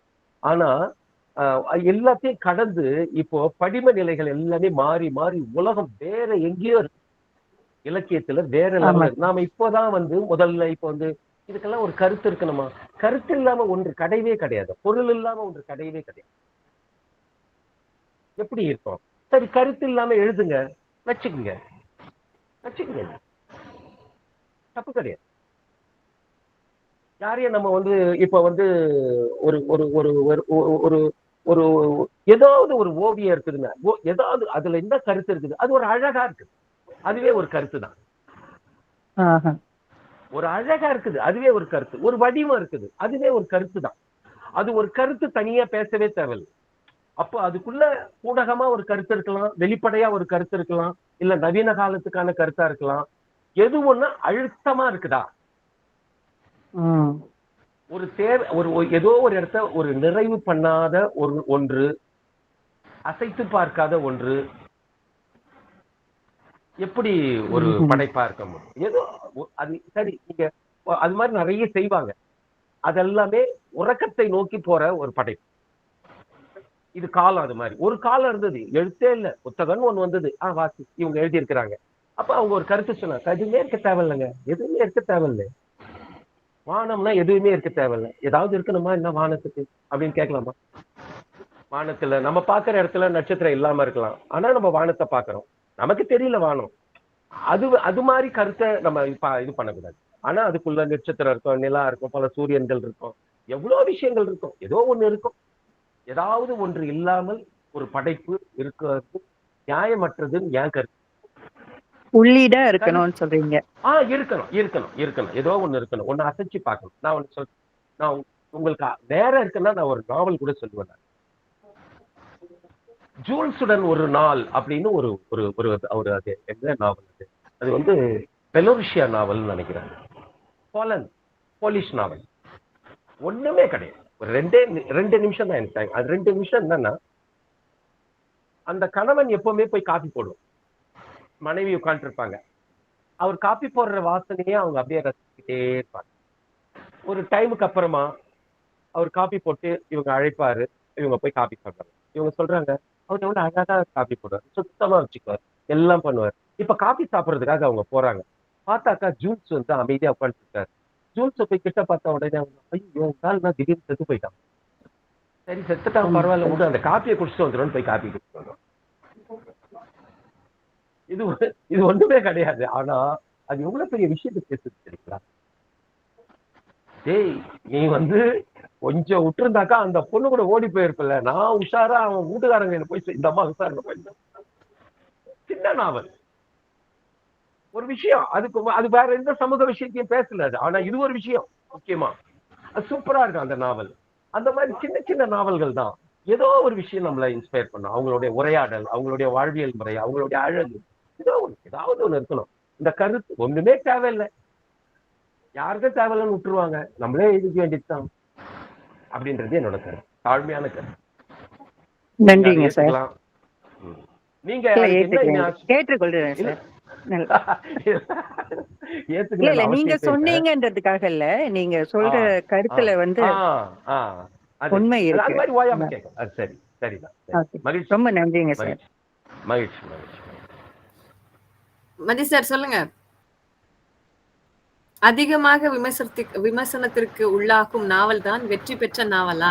அது வெற்றியை தீர்மானிக்கிறது வாசக எண்ணிக்கையா? என்ன கேக்குறீங்களா? இல்ல இல்ல இல்ல இல்ல இல்ல இல்ல அதிக விமர்சனத்துக்கு உள்ளான நாவல்னு சொன்னாக்கா, இல்ல நம்ம முதல்ல அதிக விமர்சனமும் இருக்கும். எப்போதுமே ஒரு நல்ல படைப்பு விமர்சனங்களுக்கு உள்ளாகும். அதிக விமர்சனங்களே உள்ள ஒரு நாவல் வெற்றி பெற்ற நாவல் நான் சொல்லலாம். இப்போ நான் ஒண்ணு சொல்றேன், ஒருத்தன் வந்து தாயோட உறவு வச்சுக்கிட்ட ஒரு பையனோட கதையை வந்து ஒருத்தன் எழுது, இது விமர்சனத்துக்குள்ளாவது. அந்த கதை வேற எதுக்குமே பேசல, அந்த புத்தகம் விற்பனையாச்சு, அதுக்காக அது வெற்றி பெற்ற நாவல்னு சொல்ல முடியும். விமர்சனத்துக்கு உள்ளாவுதுன்றதுக்காகவே நான் காட்டு பூச்சி போல எழுதுவேன். நிறைய உறவுகள் இருக்கான், அது பிரச்சனை இல்லை. அதையே நோக்கமா வச்சுக்கிட்டு இந்த குறிப்பிட்ட சமூகத்துல, இந்த குறிப்பிட்ட இடத்துல, இந்த குறிப்பிட்ட குடியிருப்புல இப்படி எல்லாம் எழுதுறது, அது வந்து ஒரு ஒரு அது அப்படிலாம் கிடையாது. நான் ஒன்னா அது அவ்வளவு டீட்டெயிலா போனா சில நாவல்கள் சொல்லிடுவேன், நான் எனக்கு ஒன்றும் இது கிடையாது. ஆனா நான் வந்து ஒரு 3-4 நாவல் கூட சொல்லிடுவேன், அதெல்லாம் விஷயம் கிடையாது. ஆனா விமர்சனத்துக்கும் உள்ளாகும், ஒரு நாவல் வந்து விமர்சனத்துக்கும் உள்ளாகும். விமர்சனமோ அங்கீகரிப்போ அதுக்குள்ள ஒரு நேர்மை, அந்த நேர்மையின் அளவீடை வைத்துதான் அது வெற்றி பெற்ற நாவலாம். ஒரு வெற்றி பெற்ற நாவல்ன்றது என்னன்னா ஒரு வாசகனுக்கு மிக நெருக்கமா இருக்குதான். இப்போ கொஞ்ச நேரத்துக்கு முன்னாடி ஒரு அம்மா கேட்டாங்க, ஏதாவது இருக்கணுமா அதுல ஒரு கருத்து தேவையே இல்லை. ஆனா அந்த நாவல் பெரும்பாலான வாசகனுக்கு நெஞ்சுக்கு நெருக்கமா இருக்குதா, அது வெற்றி பெற்ற நாவல். சும்மாவே வெற்றி பெற முடியாது. ஒரு காலம் இருந்தது, அதான் நான் முன்னாடியே சொன்னது மாதிரி எழுதப்படாத காலம். ஒரு குறிப்பிட்ட சாரார், அறிவு சாரார், கல்வி உள்ளவர்கள், கல்வி கற்றவர்கள் மட்டுமே எழுதிக்கிட்டு இருக்கும்போது அவங்க ஒரு கதை சொல்லிக்கிட்டு இருந்தாங்க. அதெல்லாம் ஒண்ணும் இல்லப்பா படி அப்படின்னு. அந்த சீன்லாம் இப்ப வேலைக்கே அந்த சீனே கிடையாது இப்பெல்லாம். மேட்ரே சால்வ். இப்போ எனக்கு விஷயத்த சொல்லு, இந்த உலகம் வேற மாதிரி, இந்த உலகத்தை நான் புரிஞ்சுக்கணும் இப்படிலாம் சொல்லி சொல்லி என் முன்னாடி கருந்தடியை போட்டு மூடாதீங்க. எனக்கு ஏதாவது பயன்படணும். நான் ஒரு கொம்பை கையில எடுத்து சுத்துறேன்னா எனக்கு அது ஏதாவது ஒரு விதத்துல இருக்கணும். குறைந்தபட்சம் என் உள்ளத்துக்காவது ஏதோ ஒரு நிம்மதியை தரும். அந்த பொருள் ஏதாவது அது ஒரு காரண காரியத்தோட இருக்குங்க. ஏன்னா இன்னைக்கு 120 கோடி பேர் 30 கோடி பேர் இருக்கிற உலகத்துல சொல்லிட்டு இருப்பாங்க. 140 கோடி பேர் நான் இந்தியாவில இருந்து சொல்லிட்டு, படிப்பு இல்ல, கல்வி இல்ல, சுரண்டல் இருக்குது, அது இருக்குது, இது இருக்குது, அறிவு கிட்ட போக முடியல, நல்ல படிப்பு படிக்க முடியல, வசதியான அன்பு இல்ல, ஒரு விரக்தியா இருக்கிறான். இப்ப இவ்வளவு சூழல்களுக்கு மத்தியில ஒரு மனிதன் ப்ராப்பரா தன்னை புரிஞ்சுக்கிறதுக்கு இலக்கியங்கள் உதவும். அந்த இலக்கியம் ஒரு சின்ன கருத்தோட, ஒரு சின்ன பூவோட, ஒரு சின்ன மகிழ்ச்சியோட, ஒரு சின்ன ஆற்றலோட, ஒரு சின்ன அழகோட இருக்கணும். அவசியம் இருக்கணும். அதனால அதை நிறைய விமர்சனம் பண்ணாங்க. இப்பெல்லாம் அதுக்கு முன்னாடி அறிஞர்கள் தான் விமர்சிச்சுட்டு இருப்பாங்க. வாசிக்கிற விமர்சகன் இப்ப இமிடியேட்டா மொபைல்ல எழுதிடுவோம். வாட்ச உடனே உள்ள கொந்தளிச்சுட்டு அப்படியே ஒரு ஹக் பண்ணி ஒரு போட்டோ போட்டுருவோம். நான்லாம் இவ்வளவு ஆவேசமா பேசுறேன்னா காரணம்னா என்ன ஹக் பண்ணிக்கிட்டே இருப்பாங்க. நான் போற இடத்துல எல்லாம் ஒரு பெரிய காலையில இங்க வர்றதுக்குள்ள நான் ஒரு 3 மீட்டிங் போயிட்டு வரேன். எந்த உற்சாகத்துல போக முடியுது? காசு தர போறது இல்ல. காசு குறைவா இருந்தாலும் நீங்க ஒரு மனிதனோட உறவாடுறீங்கல்ல, ஒரு மனிதனுக்கு புரிய வைக்கிறீங்கல்ல, ஒரு மனுஷக்கு நீங்க நம்பிக்கை தரீங்கல்ல, படைப்புக்கு அது ரொம்ப இந்த காலத்துக்கு. ஏன்னா இப்ப எல்லாமே உழைக்கிற மக்கள் எழுதுறாங்க, நடுத்தர மக்கள் எழுதுறாங்க, விளிம்பு நிலை மக்கள் எழுதுறாங்க, பலதரப்பட்ட மக்களும் எழுத வந்துட்டாங்க. உலகின் அத்தனை படைப்புகளும் நம்ம கைக்கு வர ஆரம்பிச்சு. இவங்கதான் எழுதுனா, அவங்கதான் எழுதணும், இவங்கதான். நன்றி தோழர். Ganesh Ram sir.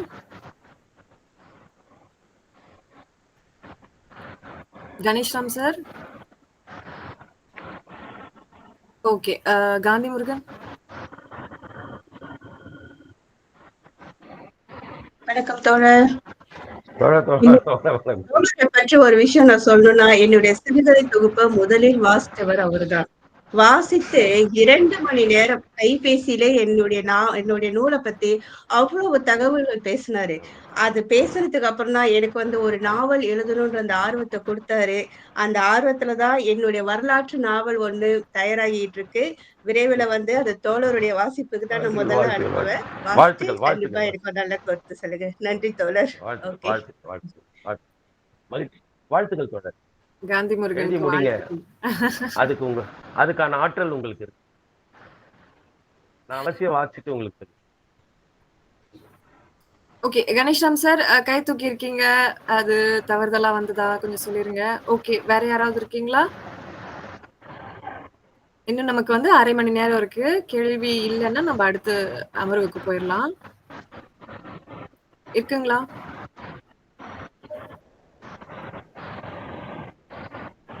Okay, done. Okay. தோழர், இப்ப நம்ம அடுத்த கட்டமாக நம்ம என்ன யோசிச்சோம் அப்படின்னு சொன்னா, இப்ப நம்ம இவங்க வாசிக்க வேண்டிய சில விஷயங்கள்லாம் இருக்கு. இன்னொன்னு நாவல், குறுநாவல் அப்படிங்கிறது என்ன, எடுத்தோடனே இவங்க எல்லாம் புதியவர்களா இருக்காங்க. நாவலுக்கு எல்லாருமே புதியவர்கள் தான். எடுத்தோடனே ஒரு நாவல் அப்படின்னும் போது அந்த பக்கங்கள் கொஞ்சம் பயமூட்டும். அப்போ நம்ம பேசியிருந்தோம் இல்லைங்களா, முதல்ல அவங்க எழுதட்டும், எதை நோக்கி பயணிக்கிறாங்கன்னு பார்ப்போம், எவ்வளவு தூரம் எழுதுறாங்க அப்படின்னு பார்ப்போம் அப்படின்னு நீங்க சொல்லியிருந்தீங்க. ஆக அந்த பிளெக்சிபிலிட்டி, அந்த ஒரு எங்கேயுமே அவங்க கட்டுப்பாடு விதிச்சுக்க வேண்டாம் அப்படிங்கிறதுக்காக தான் இந்த கேள்வி. ஆக அந்த பக்கங்களுடைய பயமுறுத்தல்கள் அதை பத்தி நீங்க கொஞ்சம் சொல்லிருங்க. அப்புறம் இந்த குறுநாவல், நாவல். கவலையே படக்கூடாது. ஆக்சுவலா நான் என்னுடைய முதல் நாவல் 600 பக்கத்துக்கு எழுதுறேன். அறுபடுகிறேன். ஏற்கனவே நான் ஒரு 3000 பக்கம் எழுதி கீழ்ச்சி போட்டேன்.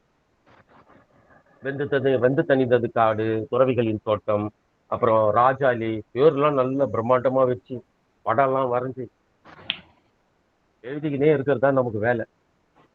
பெரிய எழுத்தாளம் போறேன்டா. எங்க அப்பா சொன்ன ஒரு ஏழை எழுத்தாளம் எழுதினுக்கிறான் பாருங்க எங்க அப்பா.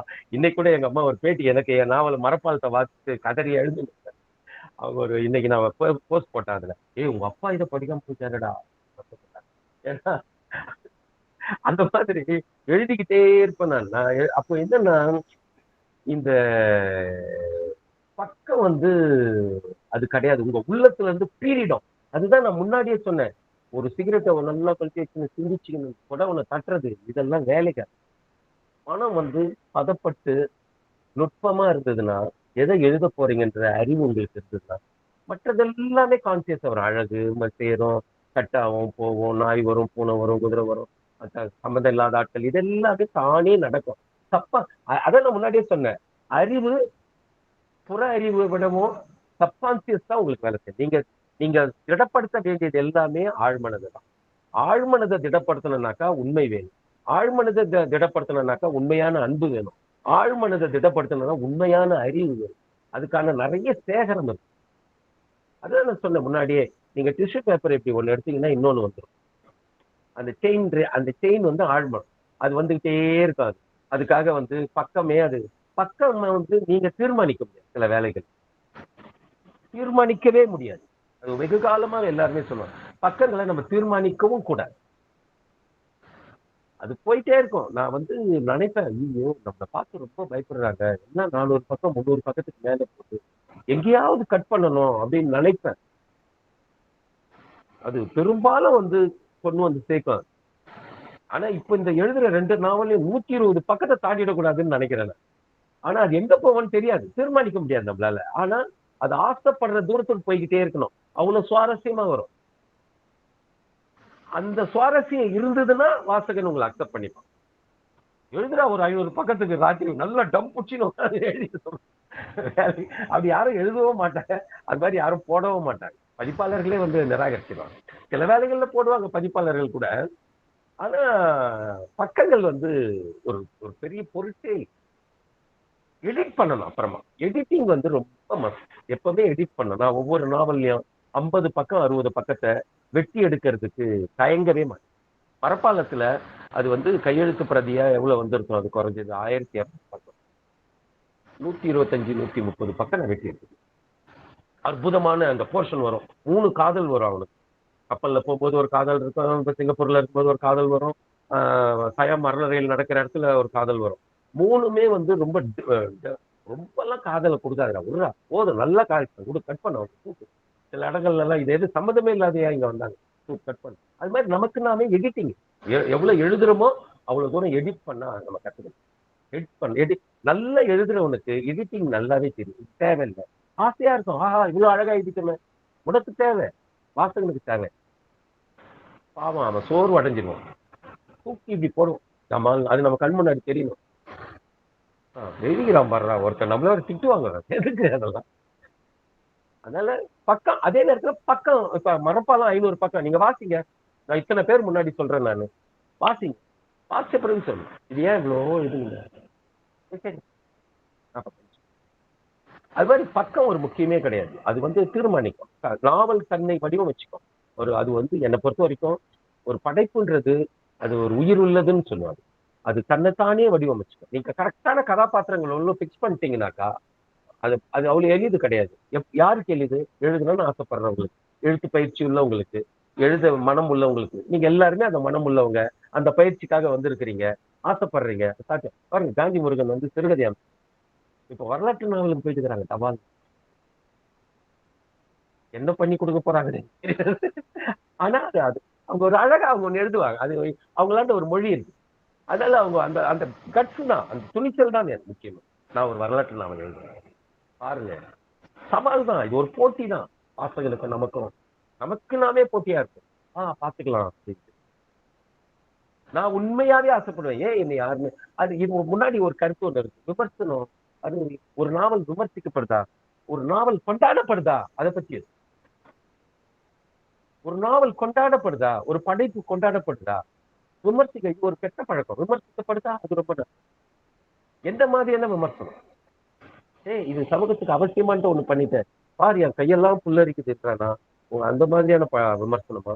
என்ன மாதிரியான விமர்சனம்ன்றத பொறுத்துதான் அது வெற்றிகரமான நாவலா இல்லையா அப்படின்றது கரெக்டான வார்த்தை. அது என்ன, எல்லாமே விமர்சனம், எல்லாமே விமர்சனம் தான். அந்த விமர்சனம் எப்பேற்பட்டது? நியாயத்தின் பார்ப்பட்டதா, நியாயமற்றதின் பார்ப்பட்டதா? ஒரு படைப்புன்றது நியாயமும் இருக்கலாம், நியாயம் இல்லாமலாம் இருக்கலாம். அதுதான் அந்த நாவலுக்கான நியாயம்னா அதை நம்ம செய்யணும். சரியா? சரியா? நீங்க 2ஆம் உலகப் போர் காலகட்டத்தோட நாவல்கள் எல்லாம் பாருங்க. நிறைய நாவல்கள் இருக்குது 2ஆம் உலகப் போர்ல இருந்தது. இந்த இரவு ஜூல்ஸ் எழுதுனது, சூலிக் பூச்சியா எழுதுனது, நிறைய நாவல்கள் இருந்தது அவங்களுக்கு. பரிஷ் பெலேயவுது, அப்புறமா அலெக்சாந்திரோ ஓஸ்திரியனா, அவங்கெல்லாம் இந்த 2ஆம் உலகத்துக்கு போர்க்கால நாவல்கள்லாம். அதுல நிறைய தப்பிதங்கள் நடக்கும். அது போருக்கான நியாயமா? நியாயங்கள் மாறிக்கிட்டே இருக்கு, விதவிதமா இருக்கும். போர்ன்றது சுடுறதுதான். அவர் 25 பேர் சுட்டாருன்னு எழுதியிருக்காரு. யார் யார சுட்டாருன்றது நியாயம் மாறும், கொண்டாட்டம் மாறும். அந்த தீர்மானம் எனக்கு இருக்கணும். அப்ப அந்த மாதிரியான விஷயங்கள்லாம் ஒரு எழுத்தாளனுக்கு இருக்கணும். அதான் சொல்றேன், எதை எழுத போறோமோ அதை தீர்மானிச்சுக்கணும். அதற்கான நியாயங்கள் தானே வந்து சேரும். அதன் பிறகு அதன் மீதுதான் விமர்சனங்கள் வரும். இதெல்லாம் எதிர்கொள்ளணும் தான் ஒரு எழுத்தாளர், எல்லாத்தையும் எதிர்கொள்ளணும். இப்ப கருந்துளையை பற்றி என்னுடைய இன்னைக்கு பதிப்பாளர், நான் உங்களாண்ட பேசுறதுக்கு முன்னாடி அவர்கிட்ட போயிட்டு வந்தேன். பிழை திருத்தி இப்ப வந்தது என்னோட அந்த சிறுகதை நாவல். அது வந்துட்டு அவர் என்ன சொன்னாரு, இது ரொம்ப காரஞ்சாரமான விவாதத்தை உண்டாங்க. அது வரலாம், நான் அப்படிலாம் எழுதணும். யாருன்னா நம்மள காரஞ்சாரமா அமைதியா இருந்தா போதும், எல்லாரும் அமைதியா சிந்திச்சா போதும். அப்ப இதுல கொஞ்சம் கரடு முரடா இருக்குதுன்னாக்கா அது தேவை, அது தேவை, அந்த தேவை ஒரு நியாயம். அது மாதிரி அப்ப நீங்க வாசிப்பின் பொருட்டு தான். இப்ப என்ன நான் பேசுறதுனுடைய நியாயங்கள் எல்லாமே உங்களுக்கு சந்தர்ப்பத்துக்கு தான். என்னுடைய ஒரு 8 நாவல், சின்ன நாவல் இருக்குது, 100-200 பக்க நாவல் இருக்குது, 500 பக்க நாவல் இருக்குது. அதெல்லாம் எடுத்து வாசிக்க. பெரும்பாலும் என்னோட நாவல்கள் எல்லாம் 8 நாவலுமே வெற்றி பெற்ற நாவல்.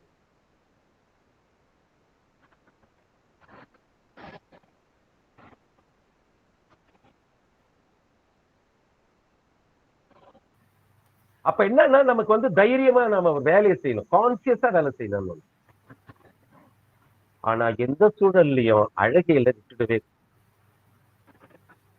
எந்த சூழல்லையும் நீங்க எவ்வளவு விஷயங்கள ஒன்னா பேசலாம், ஆனா அது இலக்கியத்துக்கான அந்த அழகையில ஒருபோதும் கை. அதுதான் ஒரு இலக்கியத்தை உயிரோட வச்சுக்கும். எவ்வளவு விஷயம் நான் எழுதுறது முழுக்க வரலாற்றின் மீதான புனைவு. ஆனா அழகியல ஒருபோதும் மிஸ் பண்ணுவோம். அழகியல் வந்து ஒரு அடிநாதம் இலக்கியம். நிறைய விஷயங்கள் அது சொல்றேன், நம்மளே போடுறதுதான், நம்மளே நிறைய லேபிளை ஒட்டிக்கிட்டே இருக்கலாம். சிலதுக்கு சிலது தேவையா இருக்கும், சிலதுக்கு சிலது தேவையா இருக்காது. சிலதுக்கு அழகியல் ரொம்ப தேவையா இருக்கும், சிலது அழகியல் குறைவா வச்சுக்கலாம், சிலது அழகியல் படுத்தவே முடியாது. சம்பவத்தை பொறுத்து, செய்தியை பொறுத்து, வரலாற்றை பொறுத்து, இது மாதிரிலாம் மாறிக்கிட்டே இருக்கும். எல்லாத்தையும் தீர்மானிக்க போறது ஒரு எழுத்தாளர் தான். அதெல்லாம் தீர்மானிச்சுக்கிறதாலே வந்து ஒரு எழுத்தாளனுக்கு கொம்பு முளைக்க கூடாது, பயமுறுத்திடக்கூடாது யாரும். நான் இப்ப ஒரு படம் வந்திருக்குது, மாயக்கூத்துன்னு ஒரு படம். நான் இறைவன் சொல்லி அந்த எழுத்தாளர் வருவார். ஆக்சுவலா கட்டி தொங்க போட்டுருவாங்க அவர் அந்த படத்துல. படம் ரிலீஸ் ஆயிடுச்சுன்னு நினைக்கிறேன், மாயக்கூத்து. நீங்க பாருங்க, ஒரு எழுத்தாளனை பற்றிய அவர் எழுதுற படைப்புகளே கதாபாத்திரங்களா வந்து மாயக்கூத்து. அதை கூட பார்க்கலாம். வேற கேள்விகள்?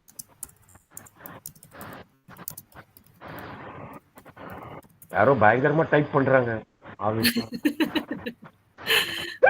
வேற ஏதாவது இருக்குங்களா? உமாதேவி டீச்சர் சொல்லியிருக்காங்க, வணக்கம் ஐயா, ஆசைப்படுங்கள், மிக அழகான வார்த்தைகள், உங்கள் எளிய வார்த்தைகள் தருகின்றன, நன்றி ஐயா. ஓகே, நம்மளோட இது வந்து அப்படியே வீடியோவா இருக்கா? வீடியோ ரெக்கார்டா இருக்குமா? இருக்கு தோழர், ரெக்கார்ட் பண்ணிருக்கோம். சரி, நிறைவுக்கும் நம்ம வந்துட்டோம். வேற ஏதாவது கேள்வி இருக்குங்களா? கேள்வி இல்ல அப்படின்னா நமக்கு 8:45 ஆகுது. நம்ம தோழருக்கு நன்றி சொல்லிட்டு அடுத்த அமர்வு வந்து அடுத்த மாதம் நடக்கும். நம்ம வந்து வாரத்துல 3வது வாரம் அப்படிங்கறது வச்சிருக்கோம். அப்படி இருந்தாலும் தோழருடைய நேரமும் நம்மளுடைய நேரமும் பார்த்துட்டு உங்களுக்கு முடிஞ்ச அளவுக்கு நம்ம முன்கூட்டியே உங்களுக்கு ஒரு டேட்டை சொல்லிடுவோம். குழுல பதிவு செஞ்சுருவோம். இன்னொன்னு வந்து மரப்பாலமும் அறுபடும் விலங்கு அப்படிங்கிற தோழருடைய 2 நாவல்கள் சொல்லியிருந்தாங்க. அத வந்து உங்களுக்கு வேணும் அப்படின்னா இப்ப திவ்யா குழுல போட்டுருவாங்க. நீங்க வந்து உங்க பெயர் பட்டியல அதுல பதிவு செஞ்சிருங்க. நம்ம தோழர் எங்களுக்கு அந்த புத்தகங்கள் மட்டும் ஏன்னா நான் சொல்லியிருந்தேன்ல டிஸ்கவரில கேட்டு போடும்போது எனக்கு வரல. இல்ல அறுபடும் விலங்கு புதிய பதிப்புக்கு போயிருக்கு. அறுபடும் விலங்கு நான் அதையே வந்து முழுமையா கன்ஸ்ட்ரக்ட் பண்ணி அந்த நாவல் வரப்போகுது. நான் அனுப்ப சொல்றேன். அது மட்டும் இருக்கட்டும். அது வாங்காதீங்க. ஏன்னா அந்த பதிப்பு கொஞ்சம் பிழையா இருக்குது. அது வேணாம். மரப்பாலமே உங்களுக்கு போதுமானது. அதுலயே வந்து ஏன்னா நான் இந்த ஊர்ல இருந்துட்டு ஏன் நான் அதை வாசிக்கிறேன்னா நான் இருக்கிறது இங்க. நான் ஒருபோதும் சிங்கப்பூர் மலாய்க்கு வரல. நீங்க ஒரு படைப்பாளன் வந்து எவ்வளவு தூரம் ஒரு இருக்கிற டூல் இப்ப நிறைய வாய்ப்புகள் இருக்கு. கூகுள் இருக்கு, நிறைய விக்கிபீடியா இருக்கு, நிறைய புத்தகங்கள் இருக்கு. நம்ம நண்பர்கள் எப்போதுமே ஒரு குறிப்பிட்ட இடத்துல போயிட்டு காஞ்சனபுரியில நின்றுட்டு எனக்கு வீடியோல காட்டுவார். பாரு பாங்தோக்னு அது நாம்தோக்னு ஒரு ஏரியாவில இருந்து மவுல்மீன் வரைக்கும் அவர் டிராவல் பண்ணி எனக்கு காமிச்சிட்டே போவார். எல்லா வாய்ப்புமே இருக்குது. ஆனா அதை எப்படி இலக்கியமா மாத்துறதுன்றது ஒரு எழுத்தாளனோட கடமை. ஆனா எல்லாத்தையும் பார்க்க முடியாது. இன்னைக்கு அமெரிக்க சுதந்திர தேவி சிலைக்கு முன்னாடி வேலைன்ட்டு எனக்கு காட்டுவாரே மச்சான் இது இத்தனாவது லிப்ட்ல வந்த இந்த மாடியில இருக்கிற பாரி அவன் இருக்கிறாங்க இருக்குது தண்ணியில மீன் சுத்துது எல்லாத்தையும் காட்டிடுவான். நான் வந்து அதை லிட்ரேச்சரா மாத்துறது ரொம்ப ஈஸி. ஆனா அதை எவ்வளவு தூரம் வந்து இலக்கியமா மாறி இருக்குது, மாத்த முடிஞ்சு இருக்குது. அது இலக்கியமா அப்படின்றத ஒரு பட்டவர்த்தனமா உங்க கையில ஒப்படைக்கிறேன். அது மாதிரி நீங்க ஒரு செக் பண்ணி பார்க்கலாம். ஏன்னா உங்க ஊரை பத்தி பேசுறேன் நான் எவ்வளவு தூரம் அதை புரிஞ்சுக்கிட்டு எழுதி இருக்கிறேன் அப்படின்னா உங்களுக்கு ஒரு ஆவேசம் பிறக்கும். ஆடா நான் சென்னையை பத்தி எழுதுறவன் நீ சொல்றா அப்படின்ற நிலைமைக்கு வரணும். அந்த மாதிரி ஒரு ஒரு எல்லாமே ஒரு பயிற்சி தானே. எவ்வளவு தூரம் நம்ம மனம் பொறுத்து, மனம் தான் அது சாத்தியமாகுது. நமக்குள்ள எவ்வளவு மனம் இருக்குது, எவ்வளவு ஆற்றல் இருக்குது. ஆனா ஆசையை உண்டு பண்ணலாம். அவங்க கட்ஸோட அதை வந்து சாதிச்சு நீங்கெல்லாம் அதை செய்வீங்கன்னு தான் இல்ல. யாரோ ஒரு மிரட்டக்கூடிய ஒரு மதியழகன் ஒரு தோழர் பயங்கரமா இப்படி இருக்கிறாரு, வா உன்னை நான் கவனிச்சுக்கிறேன்ற மாதிரியே இருக்கிறாரு. நல்லா இருக்குது. அது ரொம்ப அற்புதமா இருக்கு. உங்களோட உரையாடல் எனக்கு ரொம்ப மகிழ்ச்சியா இருக்குது. நான் இன்னும் கூட சரியா பேசலையோன்ற ஏக்கத்தோடவே நான் விடைபெறுவேன். அடுத்த முறை இன்னும் கூட நிறைய பேசுவோம் தோழர். நிறைய கட்டமைப்புகள் அடுத்த பயிற்சியில வந்து ஏற்கனவே நம்மளுக்கு தெரிஞ்சிடும். ஸோ என்ன எழுத போறாங்க அப்படிங்கிற ஒரு ஐடியா கொடுத்துருவோம். அதை வந்து நம்ம ஒரு சினாப்சிஸா வந்து உங்களுக்கு முன்கூட்டியே ஒரு இமெயில் பண்ணிட்ட பிறகு அடுத்த கலந்துரையாடல நம்ம அதை பத்தி கொஞ்சம் பேசலாம், அந்த ஐடியாவை பத்தி பேசலாம். இவங்கெல்லாம் இருக்கிற ஆவேசத்தை பார்த்தா ஒரு 50 பக்கத்துல நாவல் எழுதுங்கன்னு நம்ம ஒரு இதுவே அறிவிச்சிடலாம்.